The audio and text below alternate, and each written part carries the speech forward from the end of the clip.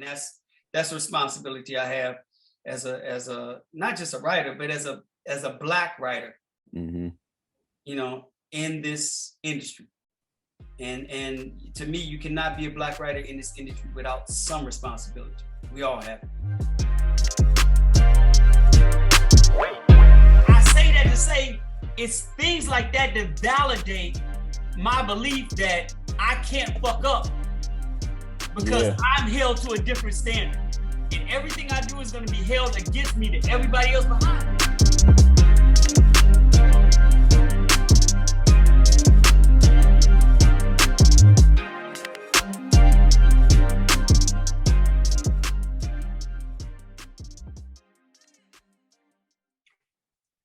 All right, everybody, welcome back, man. Another episode of Hoops Unfiltered.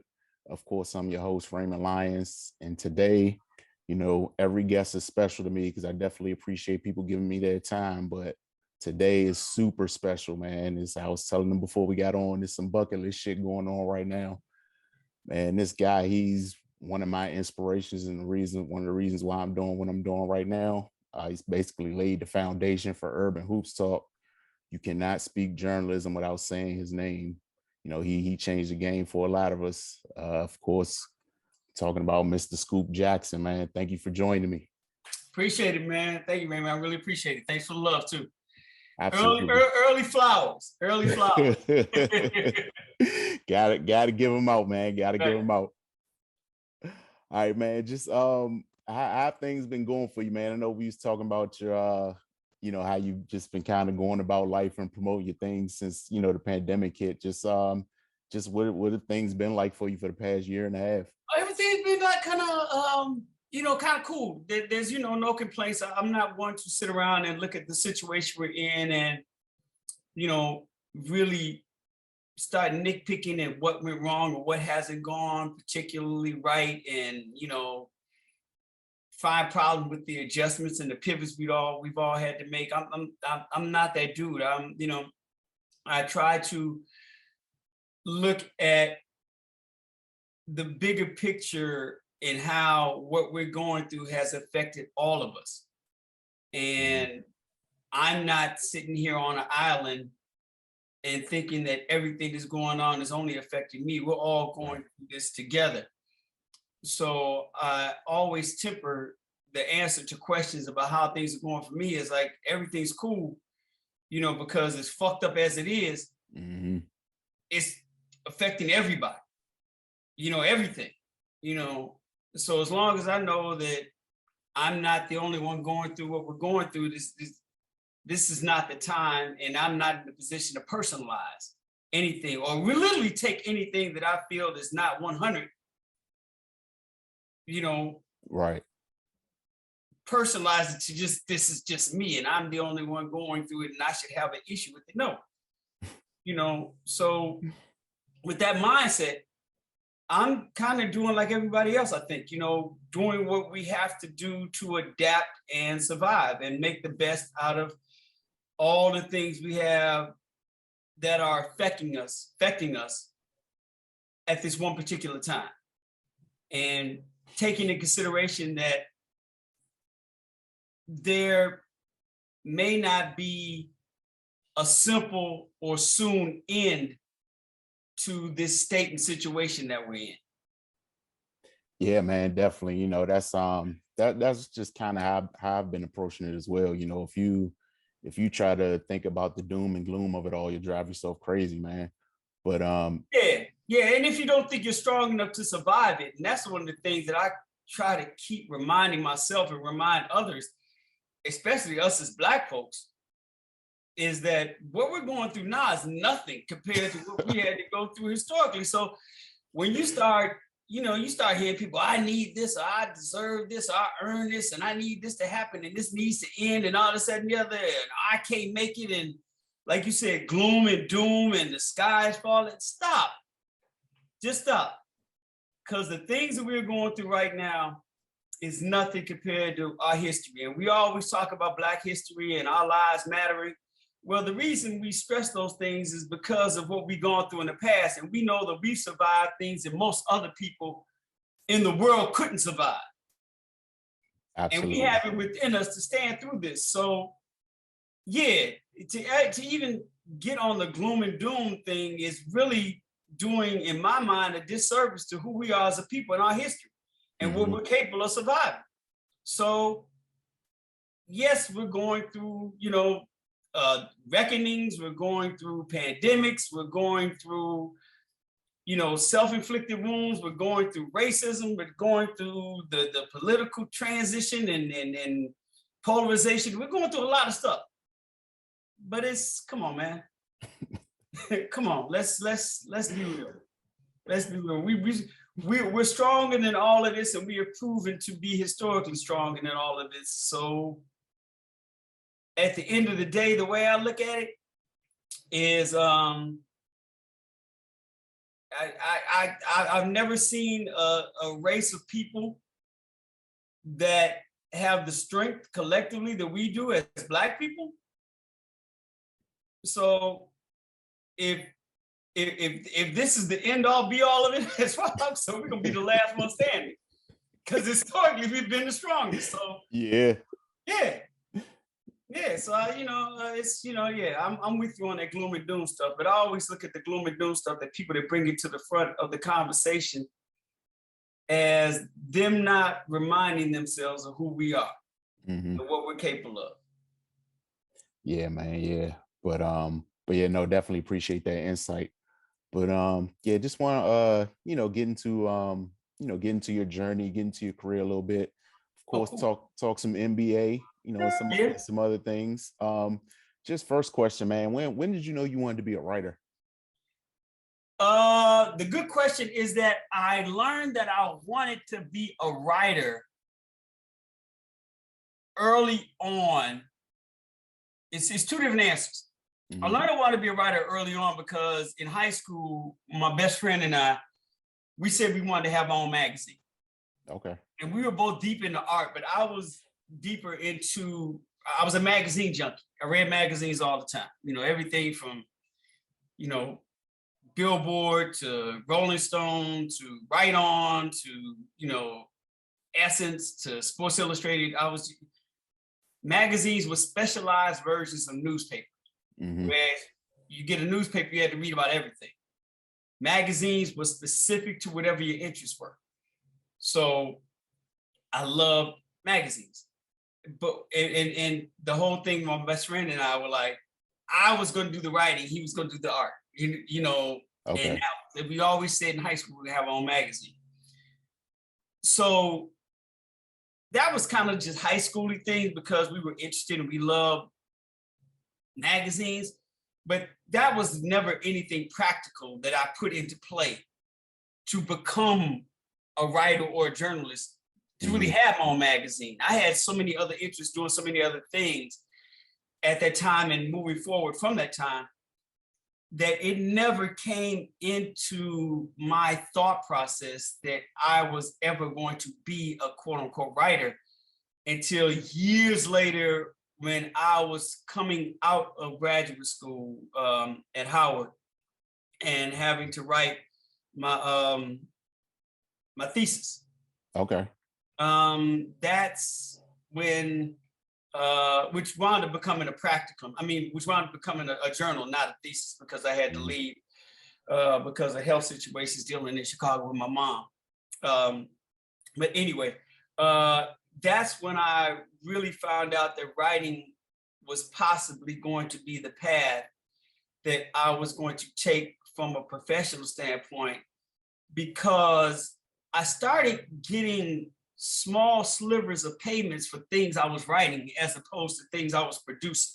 Hmm.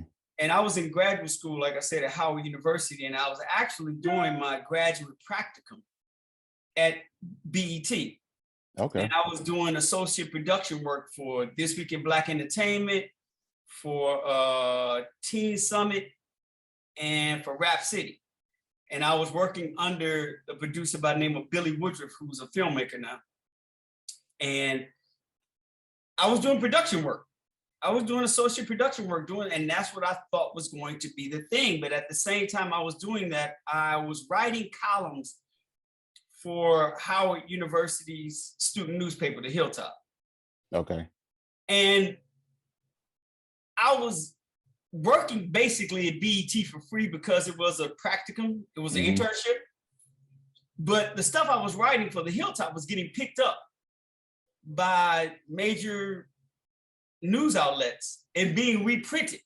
And as they were being reprinted, I was getting checks. So I'm already paying for my education by myself, paying for grad school. So I'm broke as fuck anyway. I'm working for BET, you know, for free. And I'm getting checks for stuff that I'm writing. I'm not the smartest dude in the world. You know, but let's do this math real quick. Right. I'm putting in this work over here and not getting anything. I'm putting in work over here and getting paid. Where am I going to lead? So that's when I kind of knew, okay, well, let me really look into this, because there seems to be something that I'm doing with my writing that is resonating and generating income. And I love doing it. But at this point in my life, and once again, I was still working on my thesis. So there's a lot of writing and research that's involved in that. So all of that happening at once at that point in my life made me really start to look at like the calling that is right in front of you, say, hey, dude, you know, wake the fuck up. This is what you're supposed to be doing, you know, this, you know, or at least find out if this is what you're supposed to be doing, because everything seems to be leaning in that direction. Right. So with everything leaning in that direction at that time, I also leaned in. And I started really looking at all of the writers that I was reading in those magazines I was talking about in high school. I started rereading them with a different purpose. I started reading their works as not just a fan or a consumer or this, that, and the other. I started reading what they were writing to learn what I can take from that so that I can get to their level, so that I can become a better writer. It was not anymore about the consumption of their writing as much as it was me looking at the craft of what they were doing, looking at what made this stand out. Why do I keep going back to these same writers? Why do I like Nelson George so much? Why do I keep going back to Sports Illustrated and reading Gary Smith's writing? Why every time do I pick up Time Magazine, I'm reading Nancy Gibbs? You know, why was Ralph Wiley's work sticking with me? Why did I keep reading Ralph Wiley? You know, things like that, I started to go back and read differently.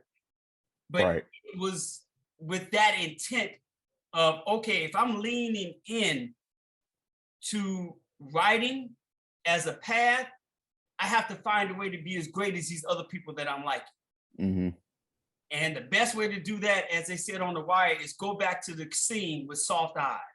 So I went back to writing and looking at the writers that I admired and started rereading them with soft eyes.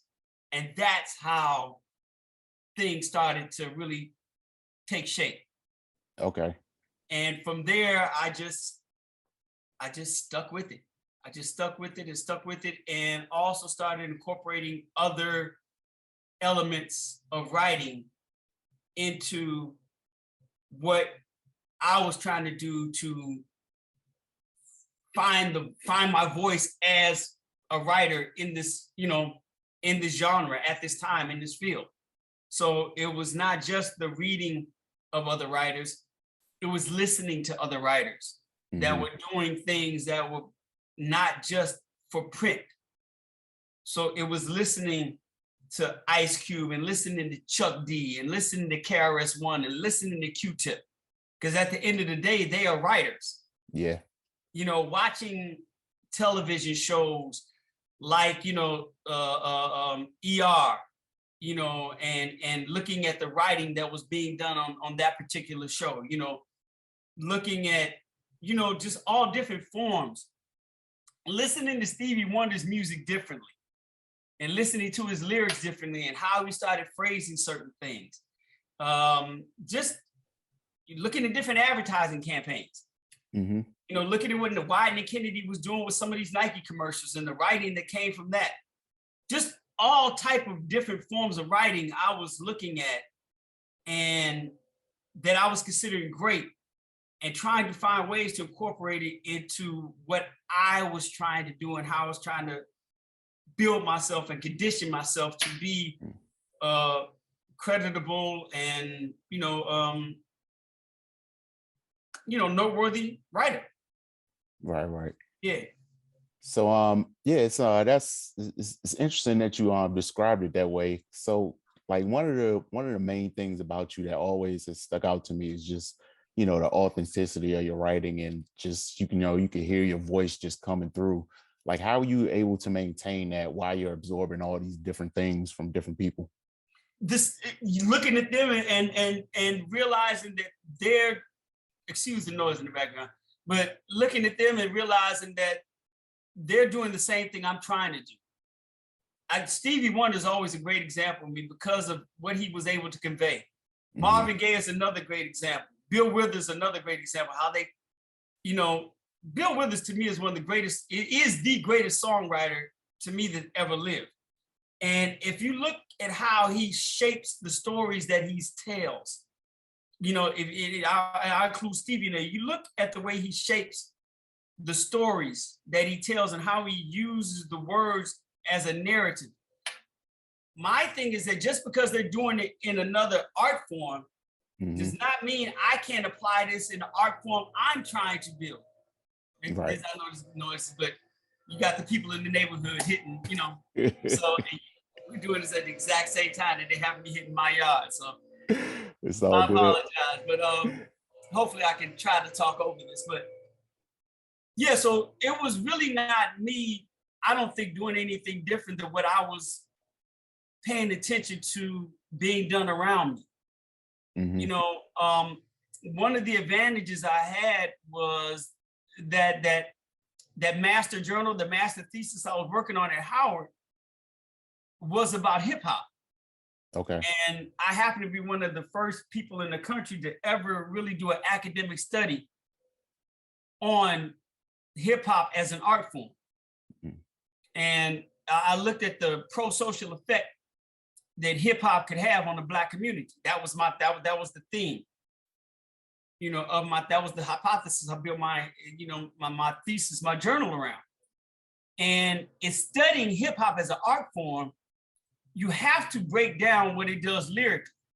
Mm. Sound is one thing, but lyrics are another. And me looking at the pro-social and positive effect it could have on Black folks, I really had to take a deep dive into lyrically what this art form had the power to do to shape the way we were thinking as Black people, mm-hmm. as individuals and inside of our communities. With looking at hip hop in that way, it made me look at the core of what this music was. And of course it's sound, but it's also lyricism. Mm-hmm. And lyricism is basically a rhythmic form of writing. That's it. Yeah. Writing the music. You're writing music. That's basically what it is. You're writing lyrics for music. So I was looking at that and saying, these dudes are doing the same thing that I'm trying to do, just in another art form. And I'm an extension of that. Mm-hmm. So I wasn't, in my mind, doing anything unique or taking my stories and my narratives and shaping it in a way to create a whole nother form of journalism. I was really just doing what I thought all of us were doing, mm-hmm. as Black individuals at that time, in lending ourselves unapologetically to the art form that we chose as our versions of storytelling. So that's really what it was. And when you look at, like, once again, at the time, the KRS-Ones and the X-Clans and the Ice Cubes and mm-hmm. the Q-Tips, and you look at the Chuck D's and you look at the LLs, and you look at the Kool Moe D's and the, Cool G Raps and, you know, the Brand Nubians with Grand Poobah, you know, all the cats that were really, really spitting stories, the Queen Latifahs, you know, the Rod Diggers, the, you know, just all, you know, the MC Lights, the Salt and Peps, you know, all of these young Black individuals who were all around the same age coming up at this time unapologetically using whatever platform is in front of us to tell our stories and not be ashamed of our stories. Mm-hmm.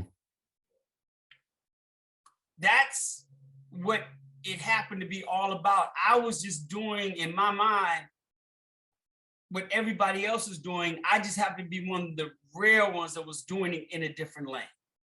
Okay. Using other sources to make this happen. So while I was listening to Eric and Paris making dollars, you know, as EPMD, I was also reading Nelson George tell the story of Black music at that time. So I'm listening to Eric and Paris spit over here, but I'm also paying attention to Nelson George writing about them at the exact same time. Mm-hmm. And I'm trying to find my way in both of those worlds and not be ashamed or not co-opt who I am or who we are as Black people in the context of doing that. Because there's room and there's space, and there always has been, for us to be us. Mm-hmm. It's just a matter, and I've always said this, and I said this at the time, it's just a matter of what we seem to be chasing. And if we're chasing something that is not about us, then that's going to force us to conform, to almost be ashamed or steer away from what is us. And I never chased anything that wasn't about us or for us. So I wasn't trying to chase clout. I wasn't trying to be something that was not authentically who I am, or be somebody that spoke inauthentically about who we weren't. Mm-hmm. So I wasn't, my goal then wasn't to, you know, get to Sports Illustrated. It wasn't to get to Rolling Stone magazine. It wasn't to get noticed by Time or USA Today. Those were never the goals. Right. The goal was to have have the same or close to similar impact in this storytelling form as Chuck D does in his.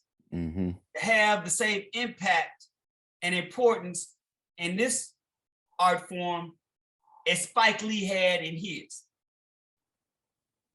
That's where it was at. Okay.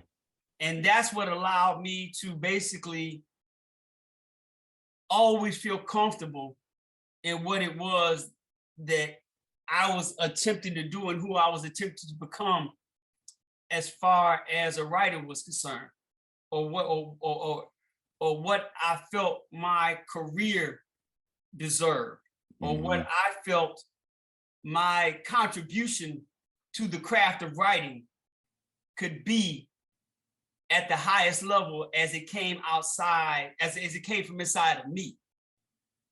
Now, my contributions as far as popularity or what I had the ability to become or how far your star will rise, no, it's about what's coming from my soul and what can I contribute to this art form that's been around since the invention of man. Mm-hmm. And what's my contribution to this art form going to be as it comes from me.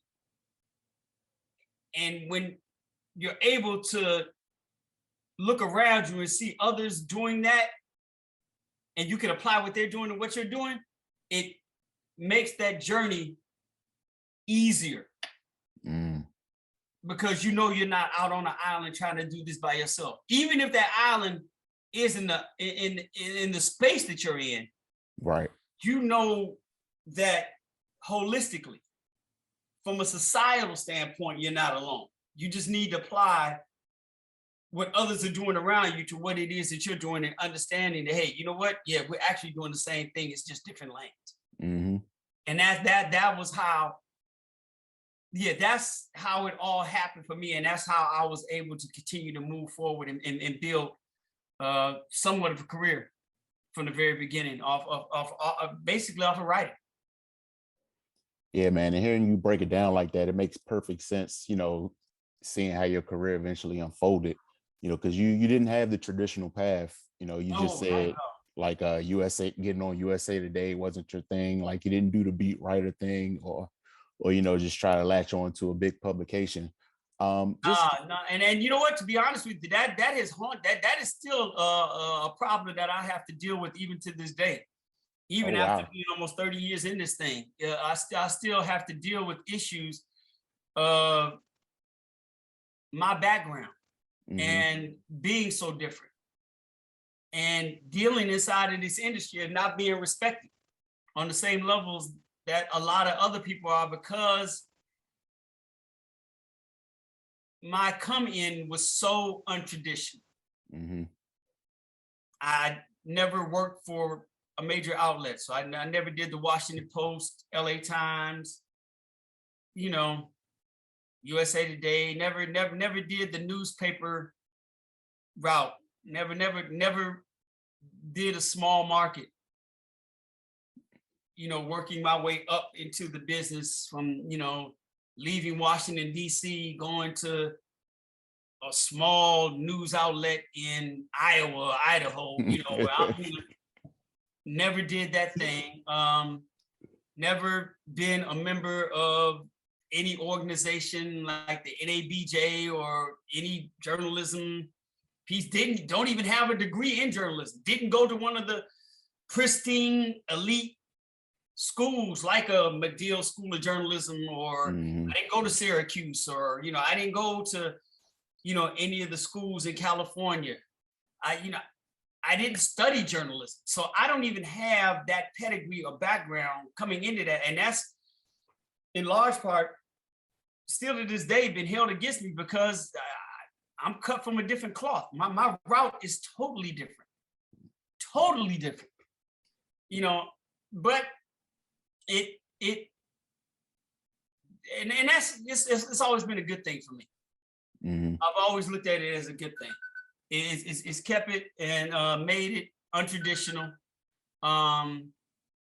but it's put a different level of responsibility on me. And I've had this conversation with other writers, especially Black writers in this business, who I don't want to say have looked down on me or belittled me, but have, in a kind of cryptic way, supported my journey, but reminded me along the way that there are certain things I have not done. Oh, so, I see what you're saying. Yeah. Yeah. Like so hey, backhanded compliments and all that type of stuff. Right. Like, hey, we applaud what you've done. Nice work, young man. Blah, this and that. But yeah, you still that dude. Right. It's like, look, it's like players in the NBA. It doesn't make a difference how great you are. They'll still remind you that, dude, you won a lottery pick. you still a second round dude. Yeah, there'll be those reminders along the way, because they're like, we're an elite class. We did it this way. You came through the back door, and that's cool, man. We respect and love you, my teammate. You may have won chips and this, that, and the other, but you're still that dude. And you have to do a lot to overcome that. You have to be the Steph Curry, Kawhi Leonard, Giannis type dudes that really like overcome, so you can get in that LeBron James, Kevin Durant conversation. Like, yeah, no, we're special. Yeah. We're top 3. We were the best players in college. We came straight out of high school, first pick. We're an elite bunch. Oh, you Steph, you went to Davis. You know, man, come on now. You ain't win no championships. You know, you're not in this conversation. You know, Giannis, yeah, you ain't even from here. You ain't do the NCAA thing. So we're not gonna, yeah, Kawhi, who knew you were McDonald's All-American? You got none of this. So, but you have to really overcome a lot. Mm-hmm. Get that conversation. So it's very similar to what I have to go through. And mine is even worse than them because of my background, it's so untraditional and so unique, and still to this day it functions in a unique way. So I still, it's untraditional, it still gets held against me, you know, which is cool, but it's allowed me to stand strong on my own. Mm-hmm. And it's allowed me to also, I think, over the course of years in conversations, make them look at a lot of individuals that are either of color or female differently when we don't come from that same path. Like, I've tried to find ways to make sure that they respect our journey, our come up, our gangster, and how we had to do things. And all of us aren't privileged or lucky or in situations to get the opportunities or come the route that you came. But just look at us for what we have done and have sustained over the course of years during our careers, and just judge us on that. Right, yeah. You know, I remember having a conversation, you know, and basically I can sum this up in this, having a conversation with Mike Wilbon way back in the day. And it goes to the heaven and the hell of what I've had to, you know, somewhat digest over the course of my career. One time during the game, I forgot which game it was during the finals. Mm-hmm. And he and all the other writers were working on, they were on deadline, as they always are. You know, when you work at the newspaper, you're on deadline. You're on a, you know, midnight deadline. You got that word count, not even the word count. You have inches that you have to like meet. And they're crafting their stories during games. So after the games, they're all, you know, in the media room. They're all like getting it in, trying to. Me, I'm lax. I'm like, cool. I'm like doing my thing. And he's like, that's the problem with you is you don't have to meet that deadline. You know, so you don't have to rush to get that. And he said it in a way, I mean, it was true. He wasn't lying. But that don't sound like a problem to me. Well, it sounds like because you don't have to do this, you'll never know what it's like to be almost a real journalist. Because you don't have that deadline, that pressure of having to churn out something in an hour and 45 minutes. You know, in order to want to really be a journalist, you know, you're not in this foxhole with us. You're not in this foxhole with all these other media members, and we all have to do this. This is a part of becoming a real journalist, is going through this. That's kind of the way it was insinuated. And it is true that I don't, because I was at a magazine that came out, you know, every 2 months. Mm-hmm.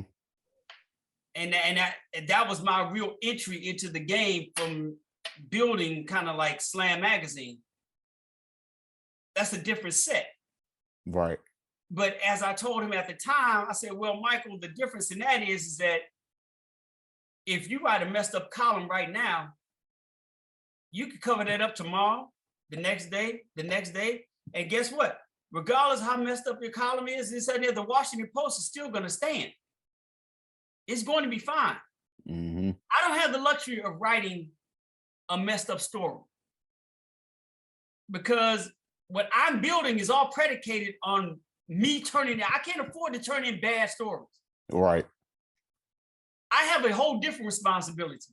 I have a whole different magazine that I'm literally partially responsible for its existence. Mm-hmm. So don't talk to me about pressure, because the pressure you're talking about is time sensitive. This is business sensitive. This is brand sensitive, right? There's a whole different thing. So don't discredit what I have to do, because while you have to do 4 columns a week, I have to do 5 feature stories every 6 weeks.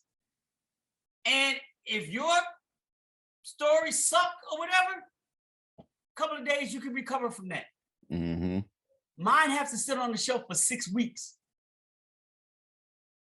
There's a different responsibility. Yeah. I'm not saying one is more important than the other, but don't disrespect mine.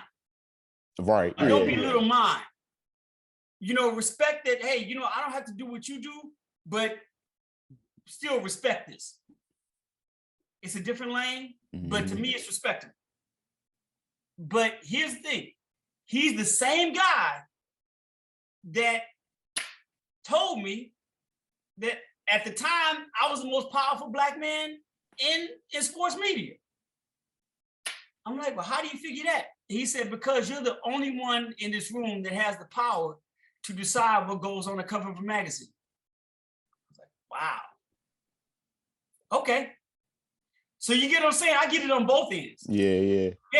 So you get it on both ends. So it's like, okay. It's okay. Let's take the Undefeated, ESPN subsite, which I love. When the idea and the concept for the Undefeated first came up initially, years ago, I'm the only writer at ESPN at the time that had any experience in being an editor-in-chief of a magazine. Oh, wow. Period.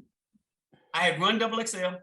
So it started Double XL. Bennett Slam as an editor for years. You know, started and ran Double XL as founding editor, as executive editor, as editor-in-chief. You know, running a magazine or outlet that is still in existence. I'm the only one there that has any experience in this. Do you think they ever call me and say, hey, Scoop, you think you can, you know, maybe help us get this off the ground? Not once, ever was that ever considered. That's crazy. Now here's the deal. I know I'm probably the wrong person for the job, and I get, especially with ESPN being Disney, I get that. I'm not that dude, I get that. But just from an experience standpoint. Right, yeah. That's all I'm saying. But my point is, even with that experience, it's not like Slam or Double XL or those magazines are Sports Illustrated. Right, yeah. That's his background. He's done this, but what we're trying to do, his background is too niche. They're too small. So we're going to try to find someone with more experience in handling something larger. Even though we don't have anybody here to do that, we'll go outside to do that before we even ask this dude or even put an offer out to him. That's what I'm talking about. Yes, like you said, man, you get it on both sides. But yeah, you get it on both sides, and like I said, you learn to deal with it. But you have to find ways to appreciate still what you come through and appreciate your journey, because everybody's not going to appreciate your journey as you continue to sustain in whatever it is you want to call a career in this business. Mm-hmm. You know, this business has a great way of constantly reminding you that you ain't shit. And, you know, especially at a time when you get off the toilet and look down and think you see roses. Nah, it doesn't.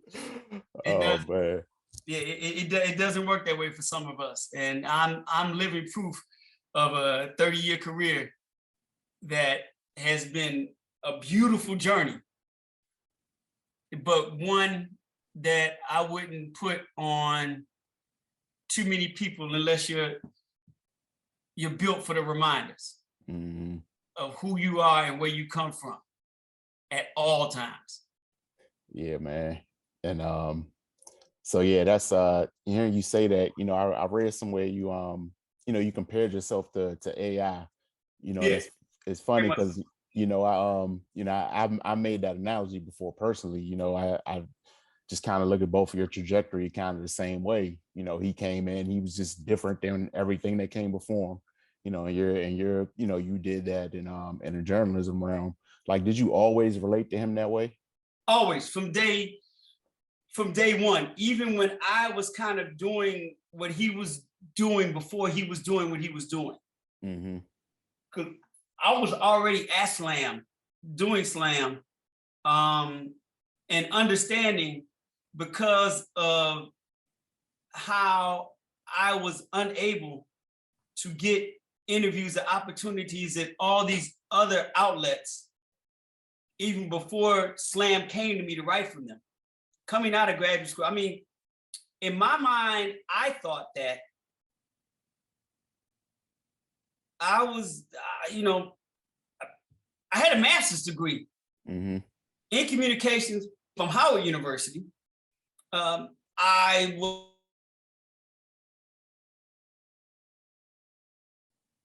at graduate school. I had work experience because while I was at Howard, I was still working at BET.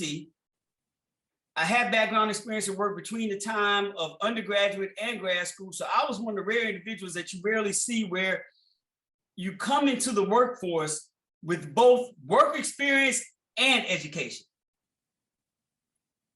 I've always believed in the theory that your resume should not be flawless, but should not have any holes in it. Mm-hmm. We should all work at the early stages of our lives to make sure our resume is bulletproof. Right. I'm not going to give you the luxury of saying, flaw there, flaw there, flaw there. In my mind, my resume was like, look, I'm good. Right. Seriously, I'm like, I'm good. Now, what wasn't on the resume is that for the last 2 years of my undergraduate, to get my undergrad, my bachelor's at another another HBCU, Xavier in Louisiana. But my Howard is that I paid for this. Mm-hmm. Like, this is me. This isn't a genius scholarship type. This is me, like really like saving money and working to pay for my own education. That's not on the resume, but I'm bringing that to the table coming into this workforce. And to have the master's degree on my resume, to be one of the first people to study hip hop, to having mad work experience and years of work experience on my resume, I'm like, I'm good. So when that realization hits you, then I'm not even talking about writing for sports now, because I had never even written about sports. That's not the thing.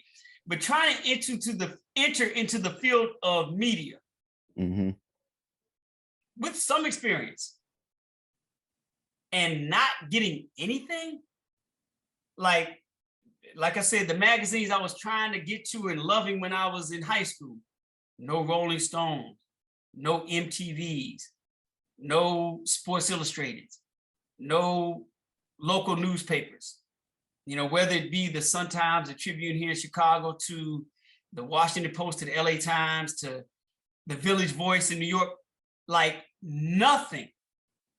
I'm sending out resumes that I think are Teflon to all of these people, and I got nothing. So I'm like, okay, all right, this is the real world. And I'll never forget, I used to have it, I don't have it anymore. I think my wife made me throw it away. But every rejection letter I got from after graduate school, every rejection letter I got I kept in a bag. And I think I stopped count at 157. Mm. Because I was out here hustling, trying to, I'm trying to work. I'm trying to get into this industry. Even with all that, nothing. So I say that to say that was my entry into the game when I was already doing my own thing when Slam Magazine called me. Mm-hmm. And I'm like, let's go. Let's do this. So you have to understand with the non-interest in someone like me coming into this field of journalism from all aspects, local and national, from really having nobody interested in me to a new magazine like Slam. And even Vibe magazine was started at the exact same time as Slam, didn't even mess with me. Oh, wow. But they were new and they didn't even, I sent my information to Slam and Vibe at the exact same time when I knew they were coming out. Uh-huh. And the publisher Slam never even got what I sent him. He just called me on GP because he saw my writing. Oh, okay. Right. So he basically tracked me down in Chicago. But even basically having that held against me, by the time Allen Iverson was at Georgetown, by the time he had gotten drafted by the Philadelphia 76ers, by the time he turned into the Allen Iverson that we know now, I had already been that dude in this industry, from my standpoint. Because I'm like, oh, y'all don't want me here. That's the whole way what other way is there to look at it? Yeah, I mean. Like, y'all don't want me here. And I was doing, before I even came to ESPN, man, I was doing NBA for the NBA. Their television, when they launched NBA TV, and it was originally called NBATV.com, they pulled me over there to be, a reporter for them. And I was doing reports for them with braids in my hair. Stephon Marbury's like, man, you're the only dude on TV I ever seen come with a do-rag. But we had an assignment to do, and I didn't get my braids freshened. So you can't go on TV with raggedy braids. Right.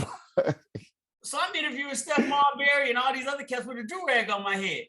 And these dudes like, man, you a trip, dude. Like, you are a trip. So even before the AI thing, I was that dude.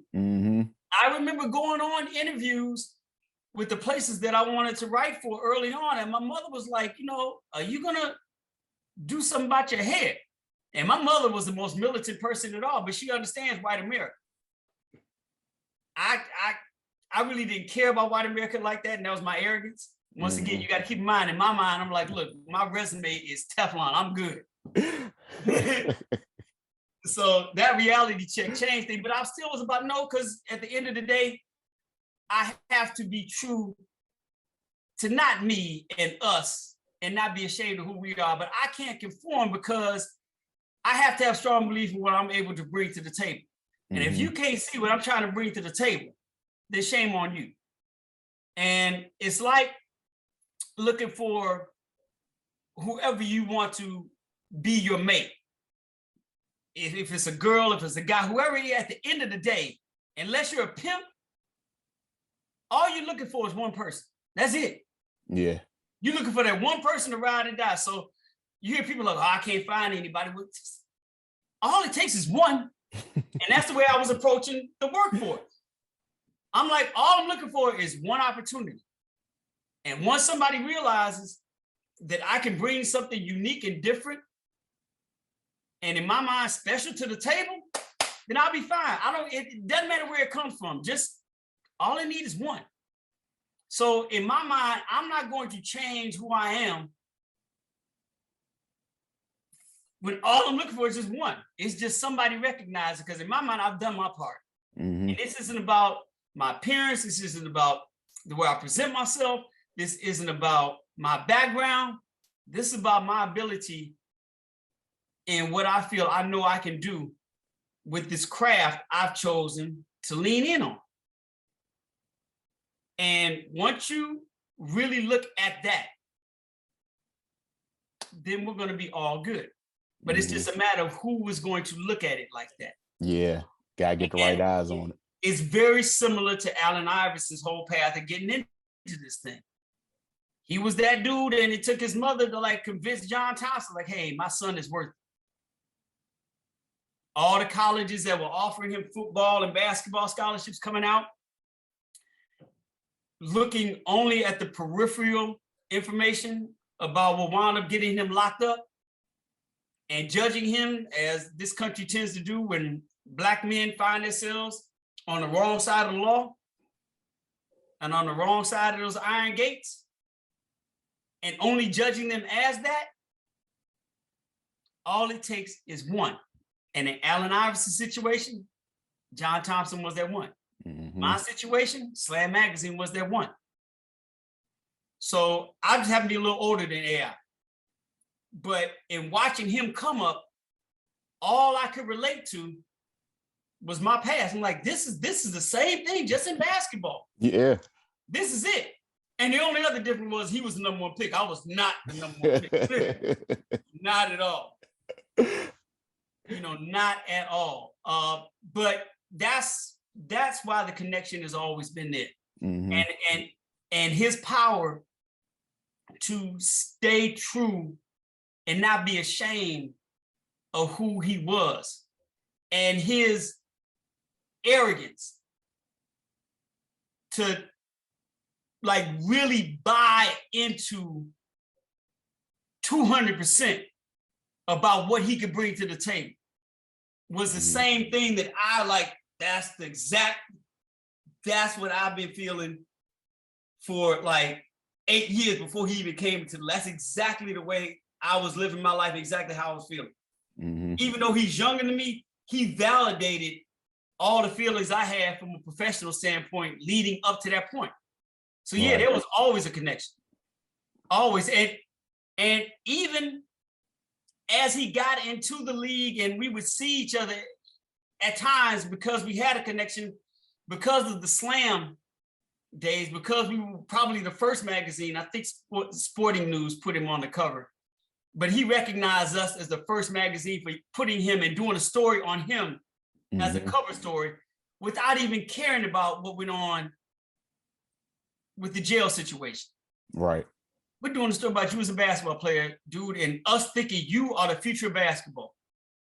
Because what we've seen you do, what we know you had the ability to do, we're doing a basketball story on you, a human story on you. Not a story on who we want the world to see you as, or who the world already sees you as. Right. You're a brother that can hoop his ass off. And whatever went down at that thing, you served your time, you all good with us, let's go. We ain't even thinking about that. And when you are that person and somebody treats you like a human being, you connect with them. And I just happen to be that person that was the first in line, to tell that story from that vantage point.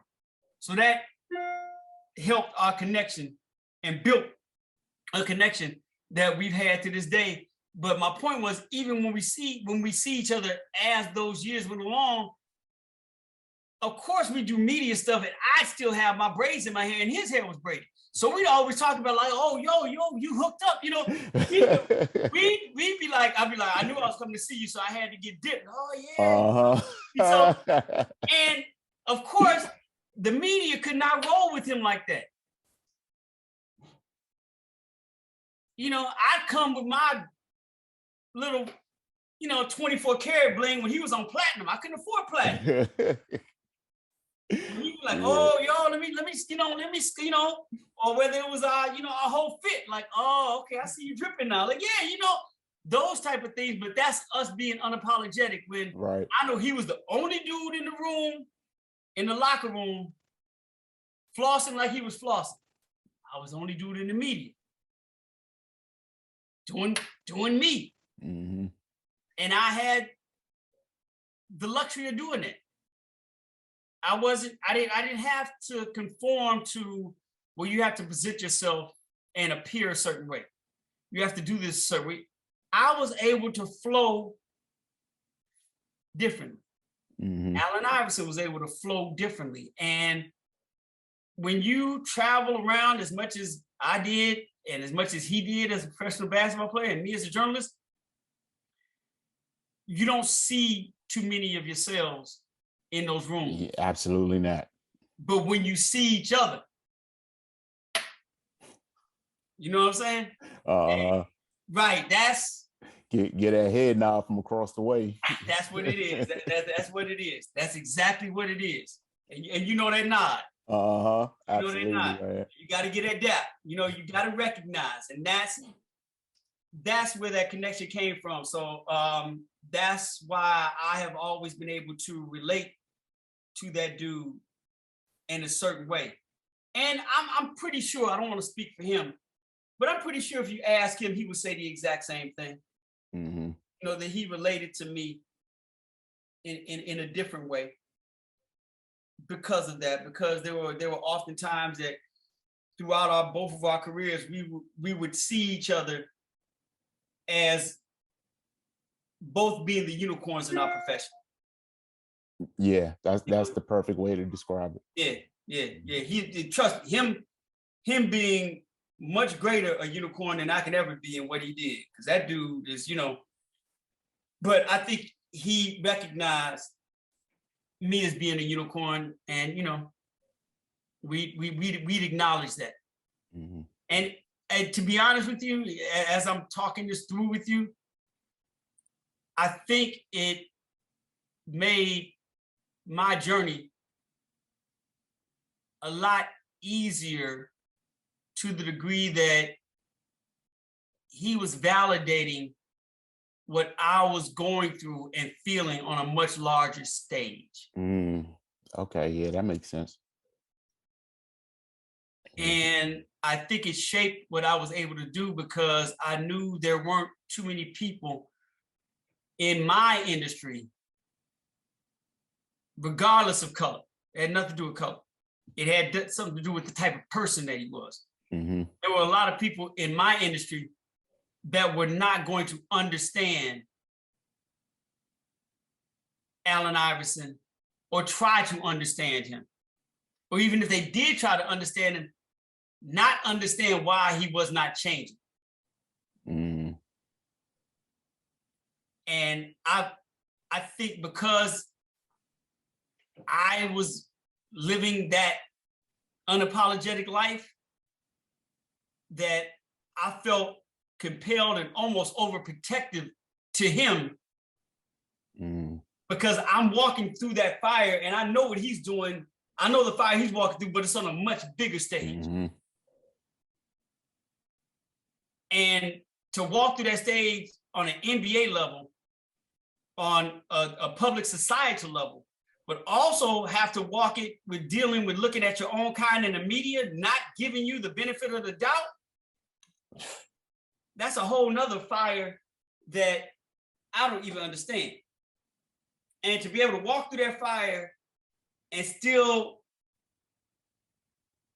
succeed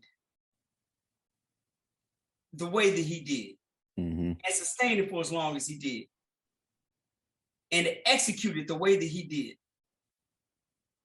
You know, you have to, even though dude's young, you have to bow down to that. Yeah. And for me, it made what I did a lot easier, because in my mind, and it was that way then, it's that way now, somebody got to be there for this dude. And I was lucky enough to be that dude on a lot of times that was, you know, in position to do that for him, to be there for him. So yeah, that our connection, that's a long ass answer, but I'm trying to give you the depth. You know, no, man, yeah, give me all of it. Right, I'm trying to give you the depth to how this thing really flows, because people ask me a lot about Allen Iverson, but you're like the first person to ask about the connection. people have asked me about the story, about me leaving Slam, if I didn't, have all the, all that stuff about the documentary, but very rarely have I been asked, if ever, about the connection between he and I. That's beyond just, a friendship, just a connection from our professional standpoint. Mm-hmm. So that's why I wanted to give you the full answer to the depths of that, because I think there are layers to that to understand where they come from at least my side. And like I said, I don't want to speak for him, but I think he'll say the same thing. Yeah, no, man, I definitely appreciate it, and I'm glad you went into it thoroughly like that, because people don't, especially when you bringing up the fact that he's going through his thing, like he's being himself, but then he's seeing, people that he would assume would be allies just kind of, not being allies. You know what I'm saying? So yeah, I feel like that's really important. I'm glad you brought that up, man. And what's funny is that there really are allies, but they're allies, I think, that are conditioned to believe that he has to change to get what he wants out of life. I don't think they're allies in a bad way. I think we as Black people in certain situations, especially Black people in the media, because it is so white. Like, I don't know if there's maybe technology, maybe at the higher level of technology and digital technology is whiter than the media, but there are very few entities in America that are more white than the media. So when you do have some of us in the media, it's not that we're not allies of Allen Iverson. I think we are conditioned to think we want the best for him. And in order for him to get the best for him, you have to commodify. Yeah. Like, dude, you don't want these endorsements. You don't want this. You don't want America to, you don't want all this hate. You don't want all this. You can avoid all this, man. Cut your hair, take the jewels off, wear some Dockers, dude. Just do it differently. You don't have to deal with all this. So I think they're allies in a way that I think a lot of us in the media wanted the best for him. Mm-hmm. Because we all came up with everybody, for the most part, I don't want to say everybody, I don't want to generalize like that, but most of the Black people got, if we're not Allen Iverson, then Allen Iverson is in our family and in our lives. Yeah. But we rarely see Allen Iverson's reach that level. Yeah. That's what it is. Yeah. And so in the media standpoint, the Black people in media that came off as not being Allen Iverson's allies, I think they really were. I just think they were like, dude, you're not going to reach your full potential or get out of this career, what you're supposed to get out of it, unless you change. Yeah. Okay. Yeah. Yeah. That's why you are who you are and I am who I am. You basically explain what I was thinking, because they think they're giving him good advice, but all he wants to do is be himself, so and to be honest with you, man, it's being, a lot of times, if you look at us historically in America, being ourselves has not gotten us what we had the capability of attaining. Mm-hmm. That's the best way I can put it. Yeah, but that's why people like you and him are important, because when guys like you come around, everything after you is a little bit better than when you got here. That's right. That's what we tried. I can't speak for Chuck, but that's what we try to do. We try to not make it about us, but try to be as authentic and unashamed about who we are, and let what we do from a craft standpoint speak for us. Mm-hmm. Yeah. Now, did you so while you're doing your thing and you're you're kind of making your way through, did you ever feel the responsibility of like, man, if I'm doing this thing my way, I'm not changing, I'm just putting scoop out there, did you ever feel like, hey man, if I fuck this up, nobody else is ever going to be able to do their own thing after? Always. Every day. I feel every day. And it's interesting you asked that question because I'm getting to a point now where I'm feeling less and less like that. Not about me, but about the field that I'm in right now, about this industry. But I've always taken on, not even felt that way, I've taken on that responsibility. Where if I fuck up, then there's not going to be any opportunities offered or provided. I want to say provided for anybody else.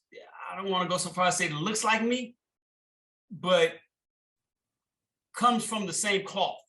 That I will be the excuse for this business to be like, oh, we tried a nigga like that. No more. We good.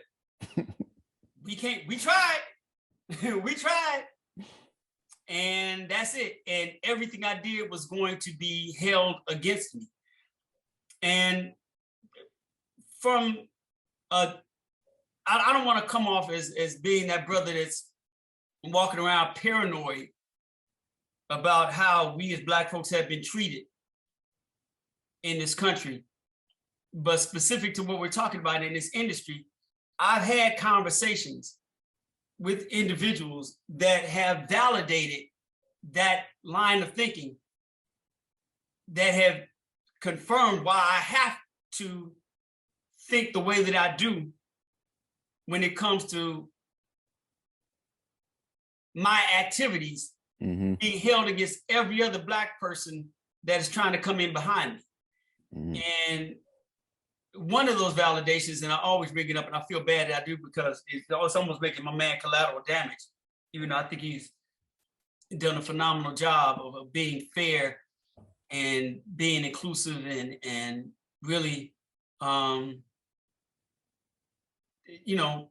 really looking at the playing field or trying to create a playing field that's as level as possible.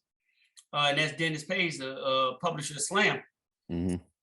When we were having a conversation in his office one time, and for years I was the only, Black person at Slam. Basically, I was one of the only Black people, one of the few Black people at Harris Publications, but definitely one of the few only Black people at Slam. Wow. And I would have never thought that. I know, but that's the thing, is that it came off as a Black outlet. Came out as a Black magazine when it really wasn't. Now, part of that was the sensibilities of the publisher Dennis Page and what he wanted the magazine to be rooted in. And it wasn't about the NBA. It was about telling playground basketball stories, because that's really what he really wanted the magazine to be about those untold stories of the playground legends and the unforgotten building blocks of this game. He wanted this magazine to be about the culture of basketball, not the profession, the culture of basketball. And when that is the root of what you're trying to build this magazine off of, it's kind of going to be, if you are authentically Black. Especially if you're doing it from a context of how it exists currently. Okay. We can go back and tell the history of,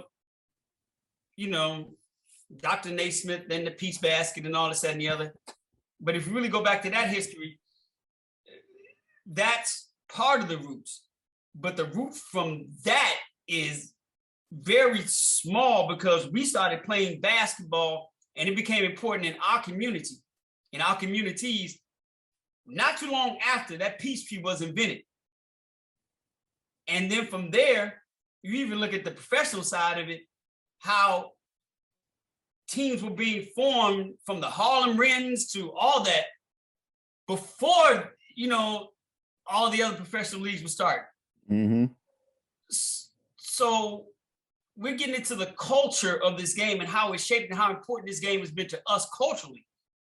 That was the root of Slam Magazine. So if you go to that and you go to him being a publisher and Tony Gervino being the editor-in-chief and being the brain of the magazine, and understanding that the culture of this game is much more important than the profession of this game. Mm-hmm.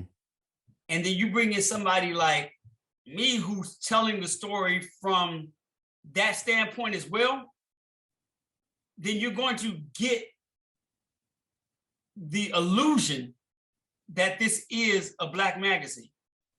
And you add that to the fact that I was writing under probably 9 different ghost names. I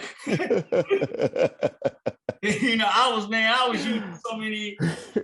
Man, we were straight up like on some guerrilla journalism back in the day. We're a young magazine just trying to make it happen, man. So we're with the by any means necessary mindset of getting this thing and impacting the culture of the game from a journalistic standpoint in a way nobody else has. So we're just trying to make it happen. So that's where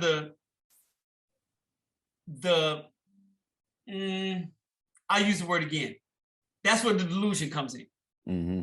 Where it's always thought of that, we always thought slam was, Black. No, it wasn't Black. Even the guys at South Park who were fans of the magazine came in and did caricatures of the whole magazine, and I'm the only Black one there. They're like, wait a minute, you're the only one? So I say that all to say is that one time in Dennis's office, Dennis, we got to get some more Black writers. He's like, I agree. And he said, but I can't find it. And, all right, man, I'm not with that, but I get it, because that's that standard white person's answer. Like, I can't, we can't find any, Black people. We're in New York, dude. Come on, man. Come on. And because I have such a close relationship with Dennis, I told him at the time, I said, you know what? That's cool. That's fair, because that's my job. I'm in here. It's on me to find them. So you're right. I'll find it. That's easy. It was his next statement that puts into context what we're saying and the question you asked. He said, but none of them are going to be as good as you. I told him, I said, Dennis, that's probably the most racist thing I've ever heard. He's like, how do you figure that?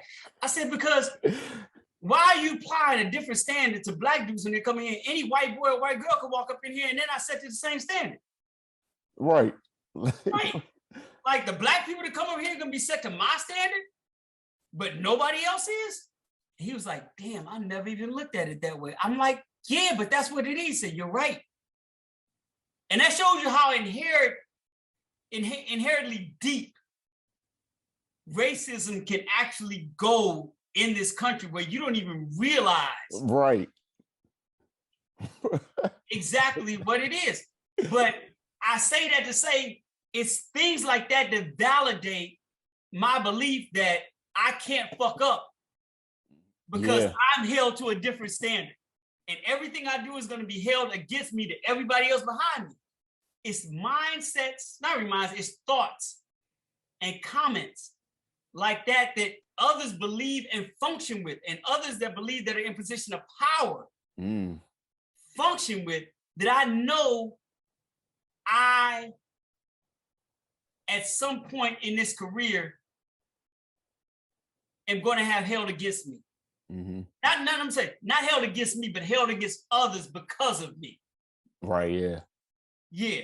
So I've always functioned that way. Ever since I've been at ESPN, I've functioned that way. I have tried to function and make sure that I don't make anything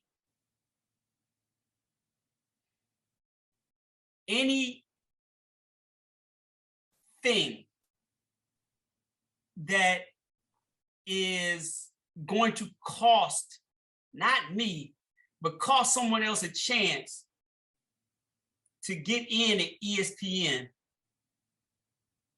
because of something that I've done. Mm-hmm.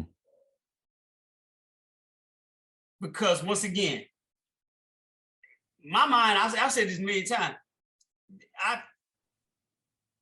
With my background, I'm not even supposed to be at ESPN.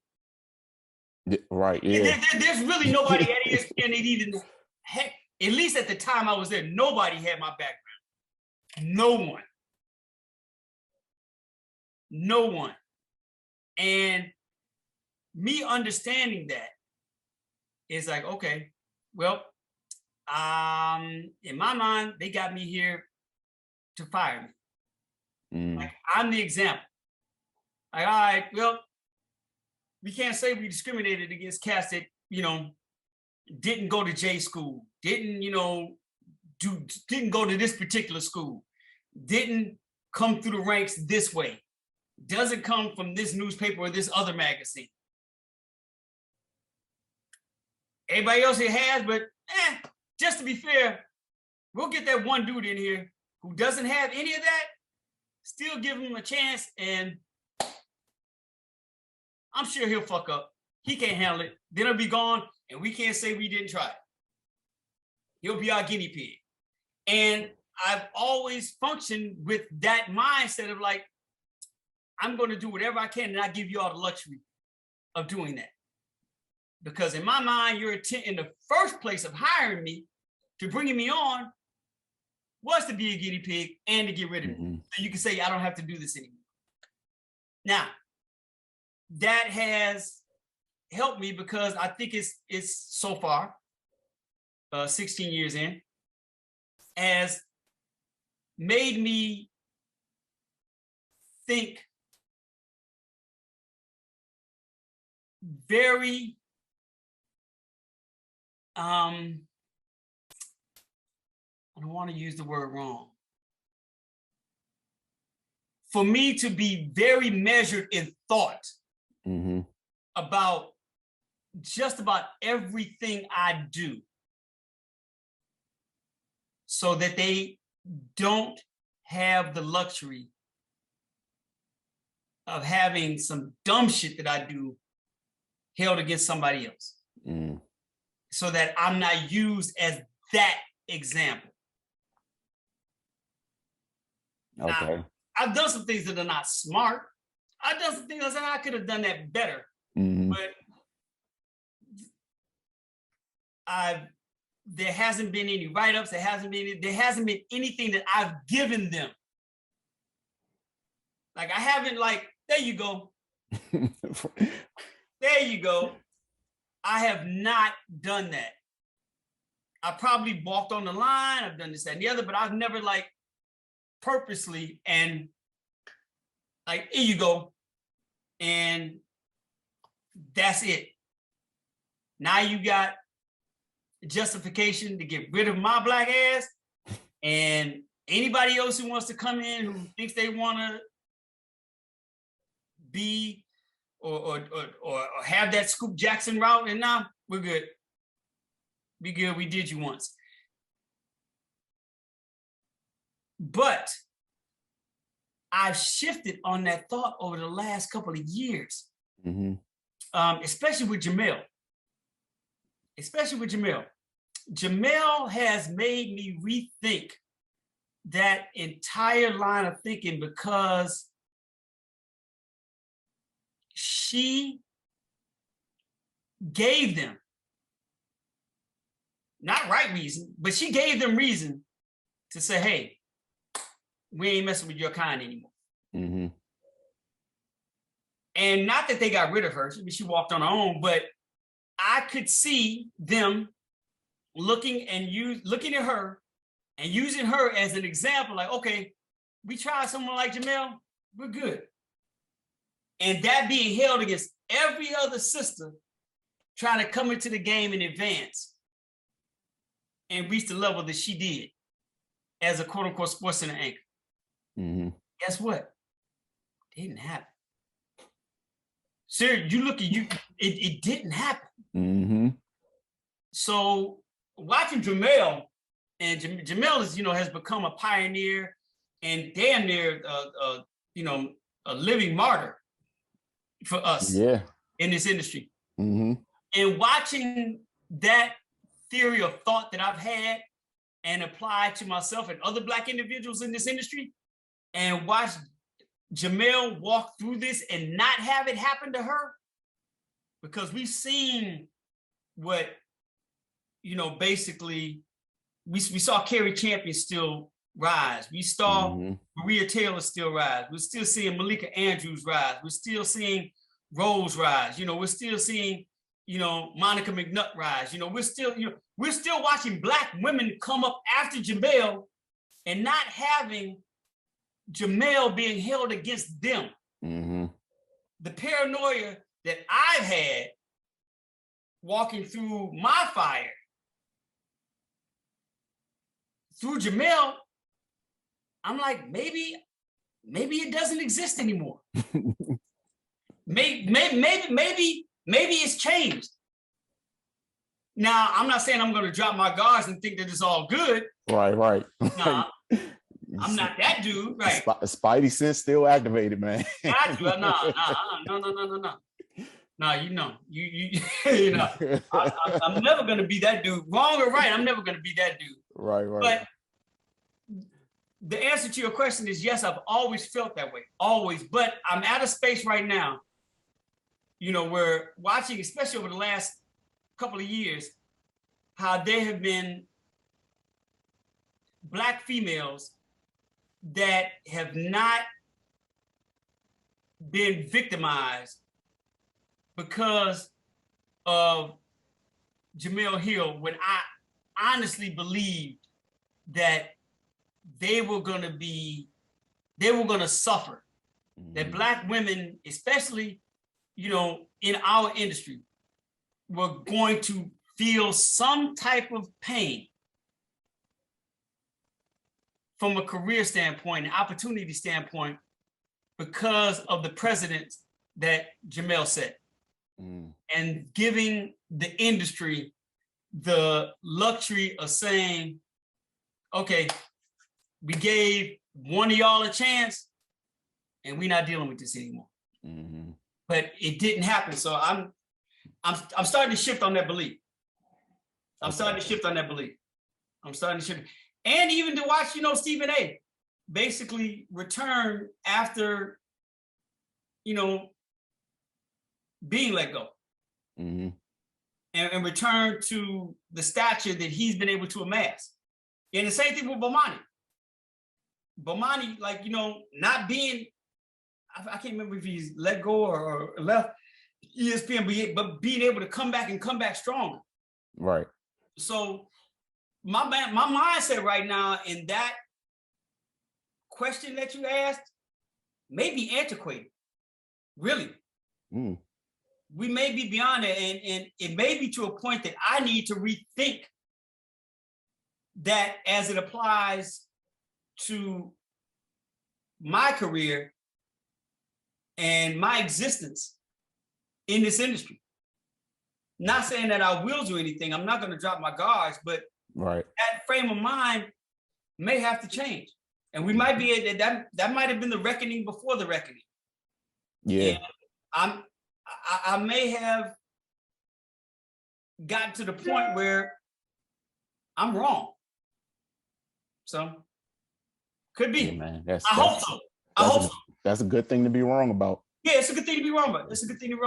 But I think I feel safer, and I'd feel more comfortable in thinking this way if we had more of us in the decision-making process of handing out those opportunities. That's important too. Yeah. Yes, yeah, I can't say since I've come into the game, the room has gotten a little bit darker, but the suite hasn't. The room is darker, but the suites ain't darker. So. Oh man, and sidebar, man, Monica McNutt might be my favorite analyst right now. She's amazing. Yeah. And the beauty of Monica is she is so comfortable in being her. That's the beauty of it. You don't see her changing to try to fit in what they may want in somebody that is an anchor, somebody that is a lead voice, somebody that is a top analyst. Monica's doing her, and that's the beauty of it. And it's not whether or not you like it or not, or if you should, if she has a style that fits to what you like. It's not even her aesthetic. It's the fact that she's nailing it at a high level. Absolutely. Like she's being her, but she's still giving it to you up here. Mm-hmm. That's what I'm like, all right, that's beautiful. That's beautiful. And to see Black folks in this industry have the ability to be free is an amazing thing to see, because we've gone through so many years of watching us in front of our own eyes not be us. Mm-hmm. To literally watch the code switch. Yeah. Cameras on and when the cameras off, right? Oh, you know, man. and to be in the industry and see the code switch. To be around colleagues and be like, oh, who are you? You're not the same that was just the hell. But to see someone like Monica, where there is no code switch. At all, man. Just to see, to see her, and to see certain individuals be able to not have to do that. Mm-hmm. That don't look like Monica, that are a different gender than Monica. To see like a Dick Vitale be able to be Dick Vitale. Like, just be, do you, and the world's gonna be comfortable with it. Right. That's what I'm talking about. Jeff Van Gundy, Jeff, do Jeff, do you. We gotta adapt to you. And that's the beauty of it, to come up and watch Al McGuire be Al McGuire. To watch John Madden be John Madden. To watch all these dudes in the broadcast booth, in front of our television screens, breaking down games, us looking at them as media personalities that we follow because of the information they give us, we respect so much. To see them never have to code switch, never have to be a different person on and off camera, and never see us do it, then to see someone like Monica be able to do it, you're just like, that's what I'm talking about. See that freedom, especially through a Black woman. That's why she's your favorite, because she's showing you what freedom looks like. Yeah. And we as Black people, when we see freedom, we tend to like, hey, we applaud it because it doesn't happen to us too often. Definitely not. And that's that vicarious living. We're living through her. We favor her because we're living through her. So I'm with you. Monica's amazing. She's amazing. I love watching her do her thing. Mm-hmm. Did you ever think like the industry would kind of make that shift and allowing people, just to kind of Black people specifically, just kind of, just be their authentic selves? And like, what is it like just kind of seeing that in real time, looking at where you started from? Look, I'm a pessimist at heart. My wife always reminds me of that. I always want to be happy. I think I'm very open-minded, but at the end of the day, I know the land on which we stand on. Mm-hmm. I'm very aware of that. And I never let that go. So I say that to say that I never thought that I'd, really see this type of requiem where we have been able to be ourselves in this space to the degree that we have. But I'm answering your question in a way that I think that I should have seen it coming, but I can be so closed-minded at times, and I can be so Black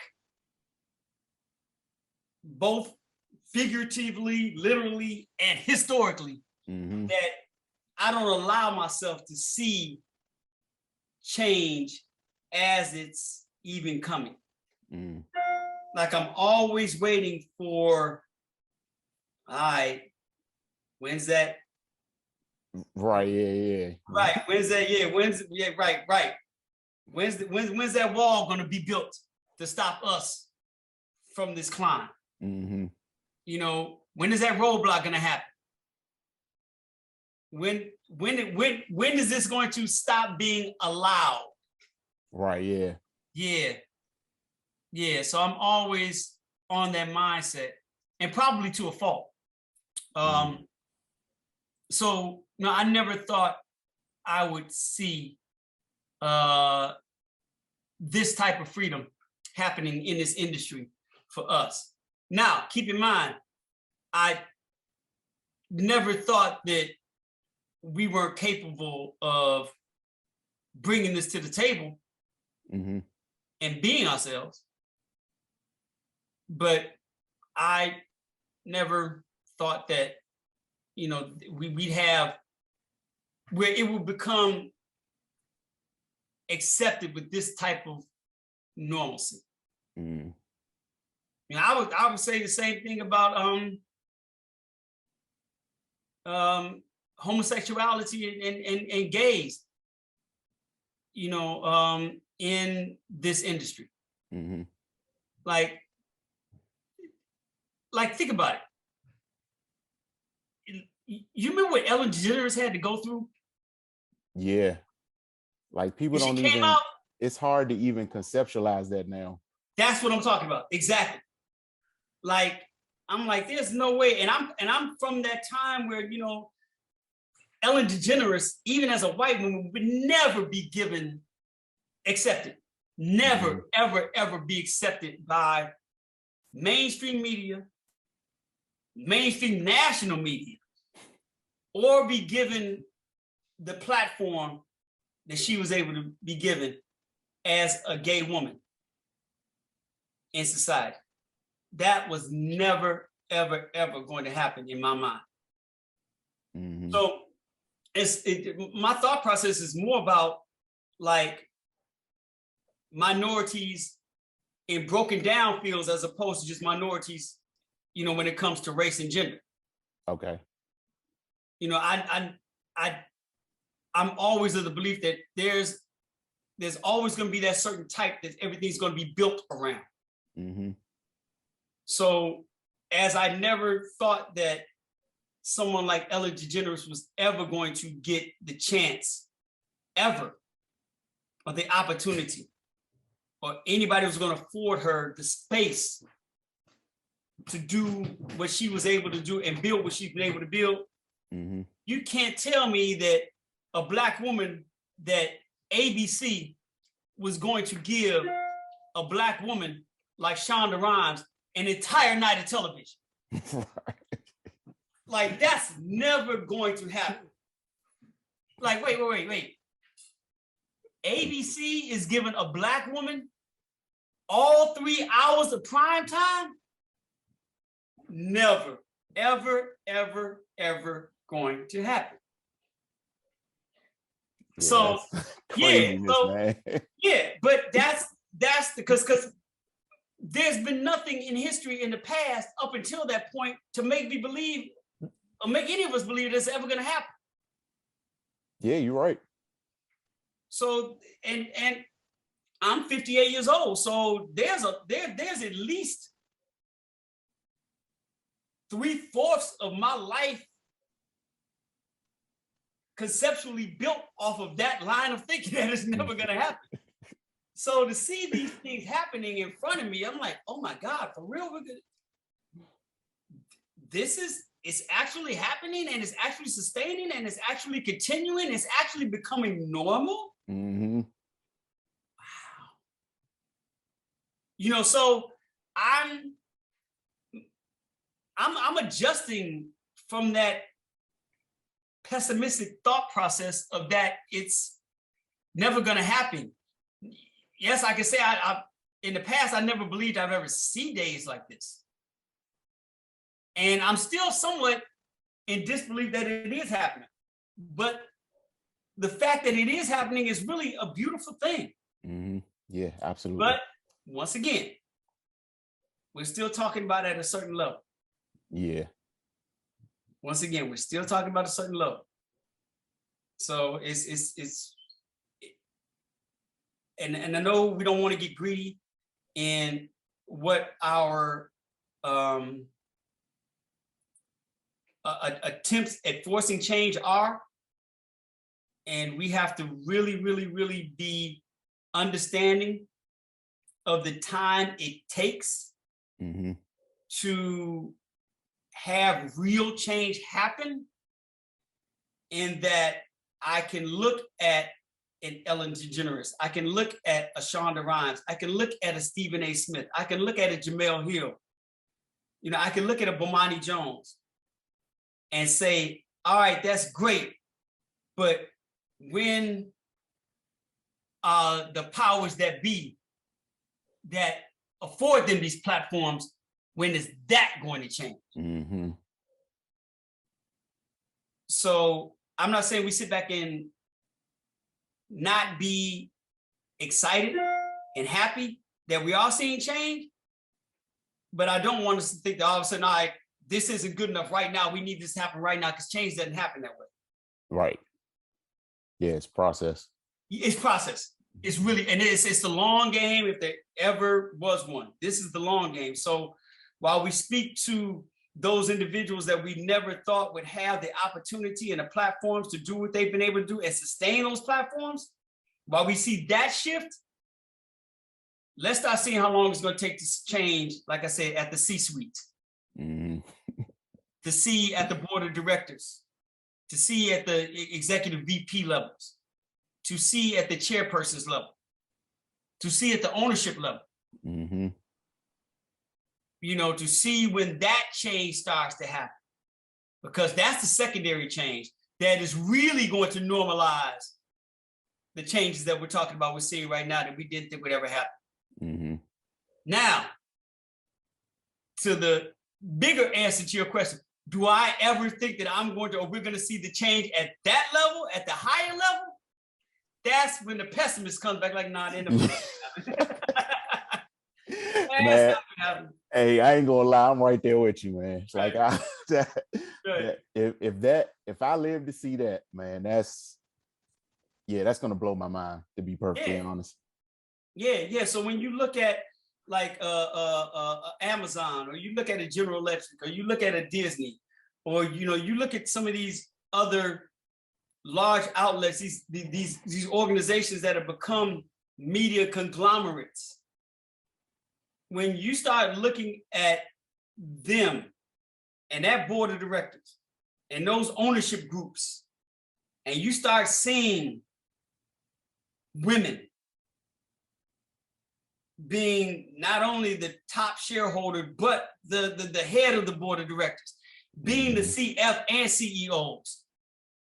When you see non-white males being the ones that sit at the end of the tables and everybody is looking over their shoulders at them for what to do or how this is going to flow.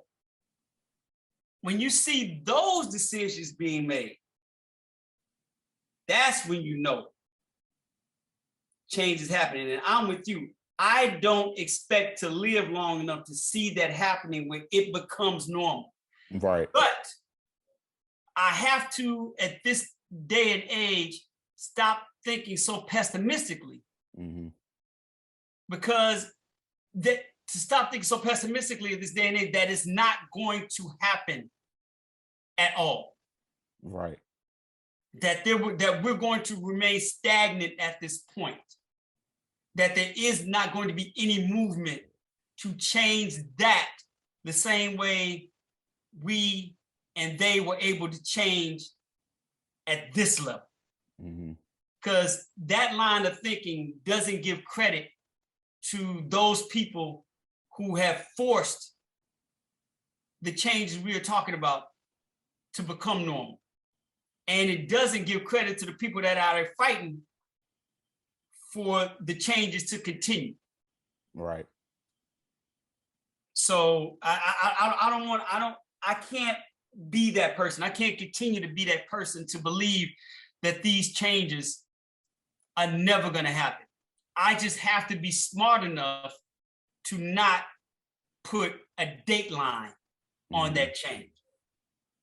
To say, all right, I expect this to happen by 2036. Right, yeah. Or I expect this to happen in my son's lifetime. Or I need this change to happen before the election in 2024. You know, we can't put a dateline or timeline on these changes. But I think and I include myself in there, I put myself at the forefront. We have to be at a point where we know and believe that these changes are going to happen, because we can't stop believing in the progress that is being made. And that's really what it is. Yeah. You just have to find a way to be patient. Not the patience that we've been in the past, but patience. Patience. Nah, I get you. I get you. Right. Oh man. We can't be on another 400-year wait. Yeah, nah, man. Mm-mm. All right, man. Let's so this is probably the thing I wanted to talk with you about the most, man. Soul Provider. Ah, wow, okay. So so that came out, I want to say I was even 10th or 11th grade. But like that was and that was around the time that, you know, like retro sneakers started to like become a thing. Yeah. Yeah, So, it was a small, I think we did like maybe one page on retros. mhm. And I think it was either collaboration, like we didn't see this coming. We saw, you know, retros being a thing because of the re-releases. Right. That's really what they were, just re-releases. It was no big thing. So yeah, go ahead. I'm sorry. Nah, you good. But like that's what I'm saying. Like I feel like that pretty much birthed that culture, you know, because sneakers and basketball had never been broken down like that, like it was in that book. You know, it just kind of gave all the backstory and the history and everything. Like, I mean, how did that even come to be? Like, what was the thought process? Like, how did Nike approach you about that? It came about very easily. There's a guy who was at Nike who just retired recently. Name was Ray Butts, and he was head of, he was brand creative director, I think was his title at Nike. A brother too, from New York, went to Syracuse. Brilliant mind. He's one of the brilliant minds that they have at Nike that was, you know, a brand director. He really just called me and was like, hey man,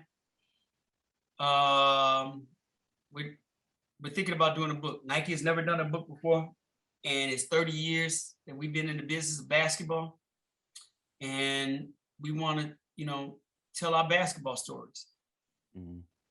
And he had a cousin that worked at Hoop magazine at the time. She was managing editor of Hoop and Inside Stuff magazine, where I was one of the editors and one of the writers there as well, with Tony Gravino for Slam, because Tony left Slam to go over to the NBA, and I went over there with him. I still stayed at Slam, but I went over there to write and do other things with him. But his managing editor was the cousin of Ray Butts. Okay. At Nike. And he got my information from her, and called me. And my dumb ass thought he was calling me to talk to me about the context of the book. Like, I mean, because I went on like this 45-minute, like just rampage, telling him everything that needs to be in this book. All right, man, y'all need to do this, you need to do this, you need to do this, you need to do this. And to Ray's credit, and that's why he's a G, he just let me talk. Mm-hmm. He just let my black ass run my mouth and do all this, and all right, get it out your system, whatever. And he basically said, all right, dude, look, I'm not calling you to ask you for ideas and concepts. I'm calling to talk to you about, you know, we're interested in you writing the book. And that really caught me by like, I was like, whoa, whoa, whoa, whoa, whoa. And that goes to our whole conversation about how sometimes being Black in the spaces that we're in, how sometimes we think can be detrimental to us.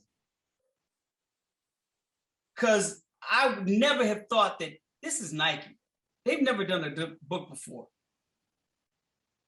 My Black ass is the last person that this company should be calling to write their book. This is not right. This is not. Now, and one was doing a book. Yeah, I get it. All right, cool. that makes sense. I can connect those dots. Yeah. Right. This is a Fortune 100 company. You know, one of the most. There's no way that this company is contacting me, and not just me, Black dude, but me, Black dude. You know, right, to do their book. Like my first thought would be Sonny Vaccaro. That seems obvious. True, but Sonny's not a writer like that. Right, yeah. I could have thought of a lot of other writers that could have written this book, but to Ray Butt's credit, and kind of what we've done at Slam Magazine, is he didn't necessarily want to tell the stories of the company. He wanted to tell the story of the culture of the shoes that the company was producing. And that's what it got down to. And once he let me get out of my system in my little rampage, and I'm like, oh, snap, for real? Oh, yeah, this is, it became an honor. And it shocked me that even a brother was even heading this whole thing. Like, wait, what? Like, you the one making decisions? Look, man, sometimes Black folks, we limit our thoughts because we are so not used to seeing ourselves and doing things, especially in positions of power. So when we got to that stage where it's like, okay, yeah, I'm honored to do this book, like honored. And even beyond that, it was other Black individuals they had in line if I wasn't the right dude. So they were still on that path. I'm like, oh my goodness, like Bobbito Garcia was like, yeah, if you don't do it, we can get Bobbito to do it. I'm like, oh yeah, that's, Bobbito probably deserves to do more than me, but I get it. All right, whatever. But once we got to the stage, like, all right, we're going to do this book. What made it easy is, I don't want to say easy because it was a lot of work, but what made it easy to get done, and you're asking how it got done, is once we decided that the book was going to get done and I was going to be involved in it and Ray was going to be involved in it, it was a simple matter of how the stories were going to get told. And Ray and Nike's team selected the format of how the book was going to go. They're like, all right, we're going to highlight 50 shoes. It's simple. We're going to take 50 shoes, the 50 most relevant shoes in its 30-year history, basketball shoes. And we're going to highlight those shoes. And I was like, okay, so we're not going to tell the story of those shoes. We're going to tell the stories from the shoes perspective. That's why it read different. Because if you read that book, we told the story we didn't tell the story about the shoes as much as we told the stories as if it was the life the shoes lived. Right, yeah. That's what made it so different and unique. It's like each one of these shoes lived a unique life. So instead of retelling, the stories of the shoes and where they're popular and all this and that, let's act as each one of these shoes had a life of their own, which they actually did. Yeah. But let's try to tell it from their standpoint, from their vantage point of what they saw, of the life that they lived. So once we got to that stage, it was good. Foundation was set, purpose was set, directive was set, and the angle in which we were going to approach it was set. And boom, we just went with it. And we spent the next year trying to execute. That was it. Cool, man. Yeah, that's it's crazy to just hear you lay it out like that, man, because that was definitely a game changer. Like I don't think anything's been done like that before or since. Yeah, and the interesting thing about it is I've had people, especially at Nike to this day, still call me and thank me and, tell me that the book is still used. Like they speak about it in biblical sense. Like even around the company, they're like, no, we still have meetings at this company and use this book as the template for how we need to move forward, like 20-something years later. But that goes to the genius of, to me, it goes to the genius of Ray Butts. I get a lot of credit for that book, and I think it's a lot of undeserved credit because all I tried to do was execute. I tried to do two things: execute Ray's vision, because it was his concept. He came up with the concept, and he convinced Nike that they needed to do this book, that this was important. But also try to match what he was doing creatively from a visualization standpoint in this book. And that's what you don't know, is that for a whole year doing this book, it was an internal competition between what I wrote and what Ray was doing visually.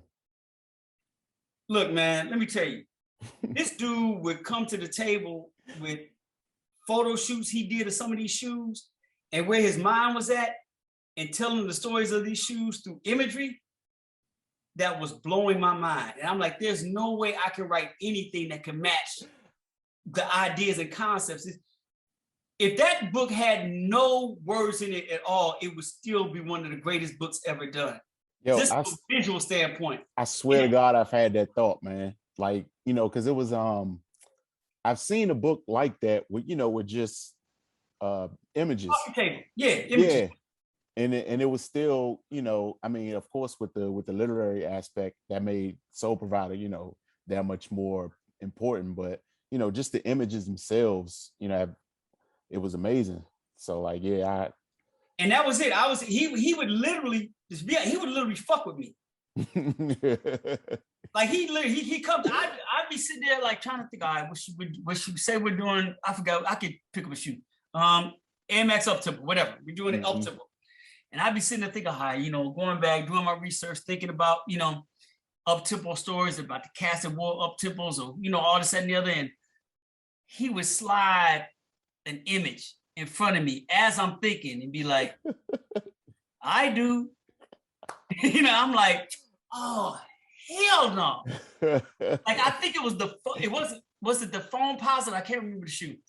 He shot one shoe in an aquarium and dropped the shoe in an aquarium and did a photo shoot, full-fledged photo shoot, backlighting, all that stuff, and got the right amount of bubbles to get up perfect. I don't have the book in front of me, but was that the Foam Posit? I think it was the Foam Posit. I can't remember, but I'm like, all right, what do I have to tap into as a writer to get anything close to having this type of impact or this type of beauty or making anybody feel a certain way about this shoe that this image does right now?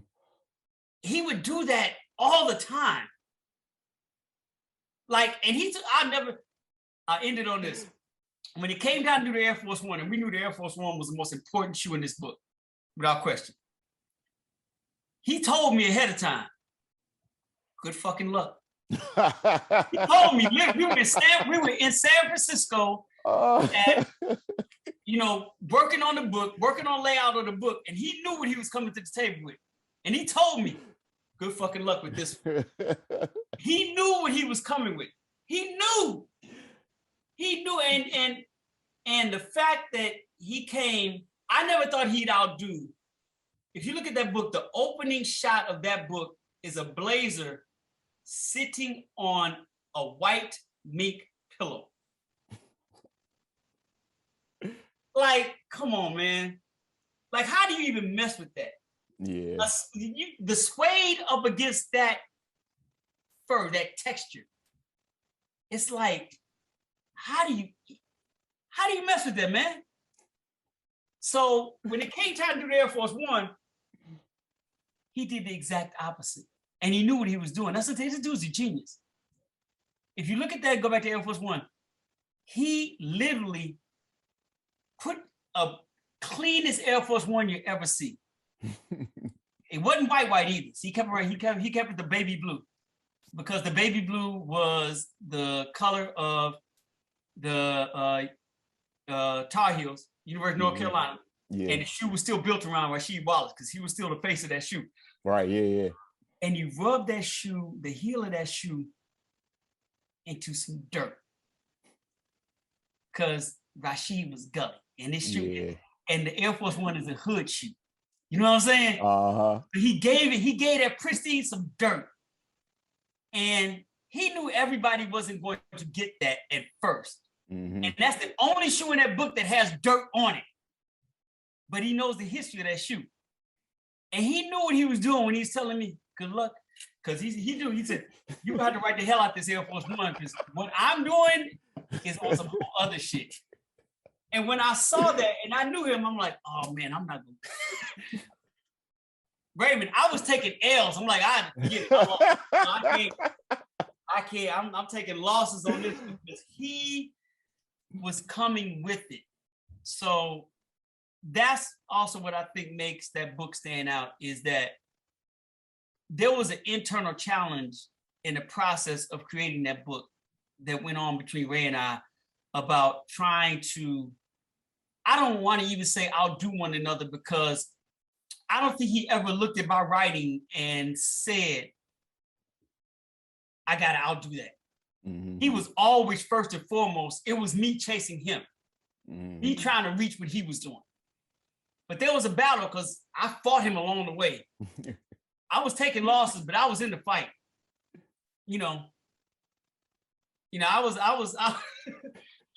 I was Dante Wilder, dude. I was in the fight. I was getting my ass beat, but I was Dante. He was Tyson Fury, but I was Dante Wilder. I was in the fight, so I earned a little bit of respect for being in the fight. But yeah, but that was the other thing I think that made that book stand out, is that there was an internal, like, year-long battle, between Ray and I, because of what he was bringing to the table. And I still don't think I even came close to matching that. That's one of the most, beautifully photographed and laid out, coffee table books ever. It's and it's one of those things where you're just honored to be a part of it.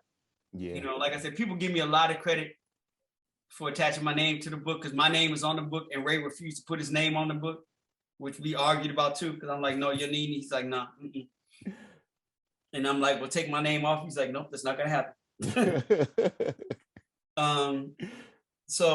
But it's one of those things that I'm honored to even, like, to this day, be a part of. To even just be a part of something like that. So yeah, no, I'm glad you asked about that. And there's, I'm happy to say that there's a lot of people who feel a certain way about that book, and I'm glad I was able to assist in making you all feel a certain way. Yeah, man. Wow. Thank you for that story, man. That's amazing, man. I gotta revisit it. I haven't seen that book since I was in college, man. I gotta get my hands on that again. Yeah, well, if you still got it, hold a piece on it, because I heard it's going pretty expensive on Amazon and stuff like that. So yeah, man, that thing probably long gone somewhere. Yeah, they only did 56,000 copies also. It sold out. I think it released in November. It sold out, 50,000 sold out before the end of November. And they did a 6,000 copy release right before Christmas. And that was it. And Nike never did it again. That was it. And that was 21 years ago. Yeah, because it came out when I was in high school, and the last time I can remember seeing it was in college. Yeah. And like I said, for something to stand, to have that, test of time, but to be honest with you, that's part of the thing I've always tried to do. And whatever I put my hands on, or put my name on, is for it to have that type of sustainability. Mm-hmm. You know, never do anything in the moment just for the moment. You know, never do anything as stream of consciousness just because it happens to be on my mind at the time. Right. You try to always do things with a sense of purpose and thought that can stand for a long period of time. Mm-hmm. We call it, me and my boys call it deaden it. Like we like to deaden things. Like once we do it, it's dead. Like to do things in a way that it's impossible to come after this. We're gonna try to make it very hard for anybody to come after anything we do. You know, and if we do it right, the fact that nobody comes after that is why this thing is gonna have legs for 20 years, for 30 years. Right, that's it. Yeah, so we just try to walk with the approach of deadening things. You know, and I've always tried, I've always tried to do that. I tried to always be the end to end it. Like good luck. Same thing Ray was telling me, good luck coming after this. Like seriously, good luck. I'm not saying it can't be done, but I'm gonna make it hard. Mm-hmm. Make it really hard to come after this. I'm gonna try to deaden it. And you know, we tried to deaden it. And I think even though there's been conversations floating around about doing the Soul Provider 2, I don't, you know, some things, you know, we try to do things you just, you know, leave alone. Yeah. Like, you know, leave it alone. They look, there's no reason to do a Shawshank Redemption 2. Right. Right. There's no reason to do a Wire Part 2, you know. You know, leave it. It's good, man. It's good. It's good. It's good where it's at. It's good. It's good. But that was, you know, that was the attempt, I think, low key on Soul Provider, and it's nice to know that to some degree we executed it. Yeah. So you know, it's you know, it's funny to hear you, you know, kind of talk about your mindset when you go into projects like that, you know, and more often than not, you hit the mark. But then on the flip side, you know, you speak with, you know, so much humility, you know, but like, how do you view your own work, man? Like, because if I'm lucky enough to ever create the type of things that you created, like, I don't know how my mind is going to process that I made history, you know. So like, how do you view what you've done and accomplished? It goes back to what I was saying earlier, always trying to keep myself in line with others works, other people's works, or other individuals' works that I know I'll never be able to reach, or other people's careers, or other people to a certain degree that I'll never be able to reach. And that's the only way I've been able to, that's the only way I view my work. I view it in context of others. So, once again, I hate to keep bringing him up, but he's like, from just a creative standpoint, he's that GOAT. And that I never know, I know I'll never ever in this lifetime reach the level of creativity and execution or importance of Stevie Wonder. But that doesn't stop me from trying. Right. So I've always tried to do things in that way. Like, can I be as good in what I'm doing right now in this moment as Stevie Wonder would be if he was doing this? You know, could I be as good in this book I'm writing as Kendrick Lamar was when he sat down and wrote To Pimp a Butterfly? Can I reach that level? Can I get to that level? Can I be as good in doing this column for ESPN as Denzel was in Inside Job or Training Day, or, you know, Remember the Titans? Can I reach my level of writing? Can I reach a level of writing that Regina King and Meryl Streep reach in what they're doing in acting? Can I reach is can I come up creatively and create something through using words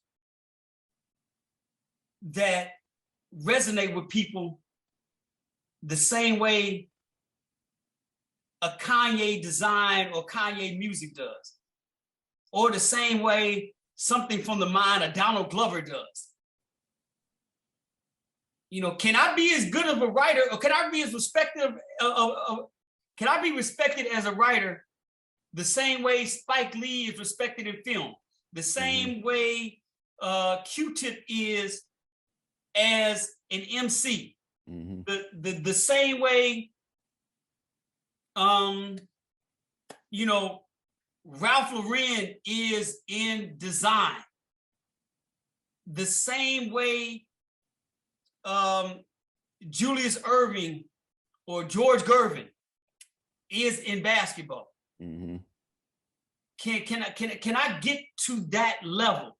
Can I get to the level where people look at what I've done throughout a career and saying Scoop Jackson is the Tinker Hatfield of sports journalists? You know, I've had this thing where I said, I'm going to stay in this game, and I wrote it in the book. I'm going to stay in this game until they call Bill Simmons the white Scoop Jackson. But that, to me, is a credit to what he's done in his craft. And that's how I look at what I do. I always look at it through the careers and creativity and impact of others. Can I move people the way Marvin Gaye moved people? And speaking of Marvin, he's the one that made the comment, and it's up on my wall in my office, is that I'm paraphrasing because I'm getting it wrong. And I have it memorized, but I'm still gonna get it wrong. But that comes with old age, you'll get that, you understand. The worth of a true artist is to move the minds of men. That's kind of the responsibility of what a true artist is. And and when I say men, I'm not excluding anybody, so I'll rephrase that. You know, the responsibility of a true artist is to move the mind of people, to move the mind of society. That's how I've always looked at my career and my contribution to the art form of writing and journalism. Okay. Have I moved the minds of people? Have I given the people over the course of 30 years some things to think about, some things to feel? That's how I've judged my career. If I've done that, then I've done what I feel my purpose is. That's really it. Now, inside of that, on the everyday basis, it still goes down to me challenging myself every time I sit at this desk or wherever I happen to be writing, or have whatever deadline assignment I'm on, whatever I have to like put work in, to try to deaden whatever it is. Like anything I'm doing, I want it to be it. It's not about necessarily the response. It's not about the popularity. It's not about, you know, what can come from me doing this, good or bad. It's really about me doing something in a creative and thoughtful way that when you finish engaging in this, that you're like, I don't ever need to read anything about this at all again because it's done. This Negro nailed it. You know what I'm saying? It's done. It's done. You know, I want, and it's never going to happen, but you have to understand the want has to be there in order to continue to do it. I want people to walk away from reading some of the things I wrote the same way you walked away after hearing Dr. King's speech. It's a sense of fulfillment. It's a sense that you hear Dr. King's speech or you hear Malcolm speak. You don't ever have to hear anyone speak again. You're good. Like, I'm good. Yeah. I'm good. Because they deadened it. It's done. Doesn't matter the subject matter. None of that matters. It's like, oh, that's it. There's nothing left to be said. Now, somebody could say other things. They could throw different angles, but it's not going to make me feel the same way this made me. Right, yeah. That's it. That's been my thing. Like, can I do and what I'm doing and make people feel the same way they did or they will after hearing King give a speech? And if I can get a sliver of that, then I'm good. But that's my attempt. That's what I'm going for. And that's what I've been, you know, I'm still going for it to this day. I've been going for it for 30 years. But that's how I look at the things that I've done and on an everyday, on a daily, like this is when I sit down to try to create, that's what's on in my mind. Can I do something to make people feel that way? And that's ultimately how when in situations like this, when I'm asked questions like this, when I have to step back and look at it, it still comes back to that. Okay. And that's still the way I look at it. Like, again, I know it'll never happen, but the approach is still how I look at it. And if I've done what I set out to do and at least make it difficult, not make it impossible, but at least make it difficult for somebody to come behind me and write about the same thing or do the exact same thing, then, you know, I've lived up to the purpose that I feel I was put in this place to do, you know, and there's still a part of me that still feels that I'm here for a reason. Okay. Not necessarily by choice, but I'm here for a reason. And that comes with the responsibility, you know. And, you know, maybe I'm still trying to figure out what that reason is. But in still trying to figure out what that reason is, I still have to abide by the purpose of moving the minds of individuals to a certain degree. And to me, that's what it boils down to as far as me is concerned. And that's a responsibility I have as a not just a writer, but as a Black writer, you know, in this industry. And to me, you cannot be a Black writer in this industry without some responsibility. We all have it. Yeah, absolutely. Yeah. Absolutely, man. Is it so what's still on your list that you haven't had a chance to, you know, tackle yet? I don't know. That's a good question. I've always been like a day-to-day, project-to-project person, and I've never been goal chasing or I've never set certain things in front of me and said, okay, I got to make that happen. I've mentally functioned from not trying to be in the moment to be beyond the moment, but I've always functioned in the moment. So that has allowed me to have some flexibility for whatever's going to come. Because as in most careers, if you're not prepared for both your best and your worst case scenario, you're putting yourself in position to fuck not only yourself, but fuck all the work that you put in to get to where you got, right? So I've tried not to do that. I've tried to just be like, okay, well, whatever comes next, I'm ready for. Okay. You know, so working on a few things, working on a pretty big ESPN project, probably the biggest ESPN project I've ever worked on.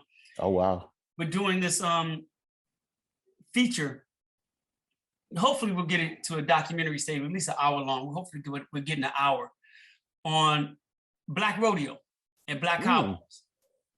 And not only telling the current story of its existence, its hidden existence in this country now. It seems to be coming to the forefront more and more because there seems to be more stories coming out about the Black cowboy, but also how America has actually purposely like buried our history when it comes to,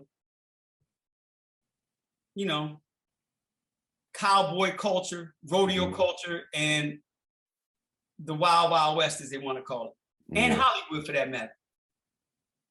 Yeah, so we started this project. We started filming this project in June. So we're filming it from June to December. Okay.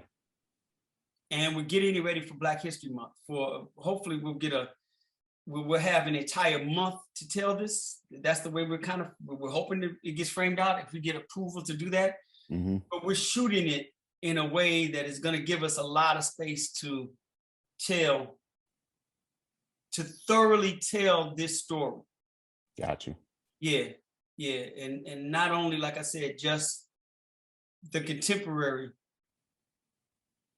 story of Black cowboys and Black rodeo, but the whitewashing of that story. And not only how it was done, but also how different our lives would be as Black people in this country had that truth been told. Yeah. So that's a project I'm currently working on. Okay. Right now. That's pretty, I think has a chance to be pretty special.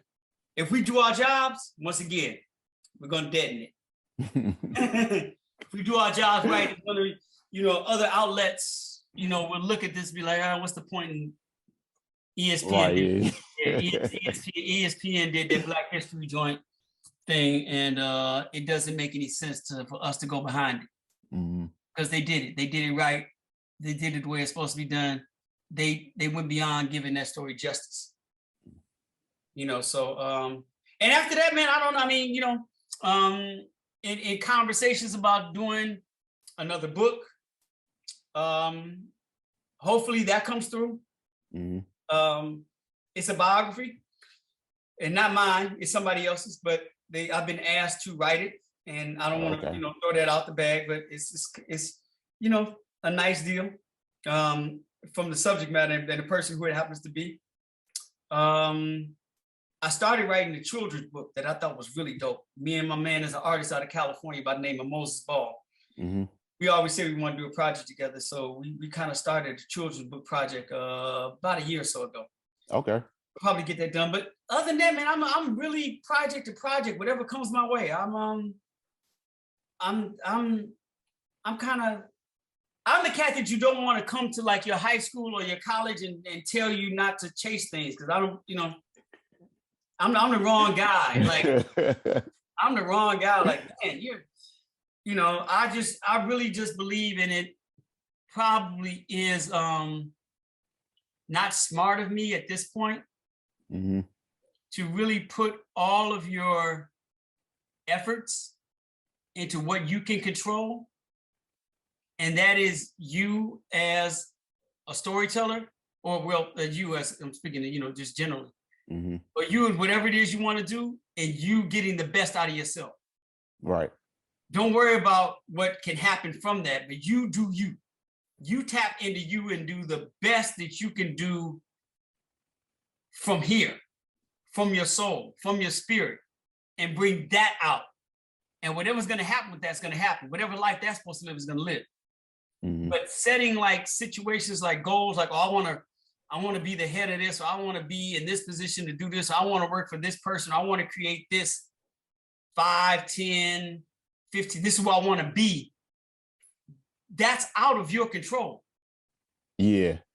But the work that you set up to make those things happen isn't. So do the work.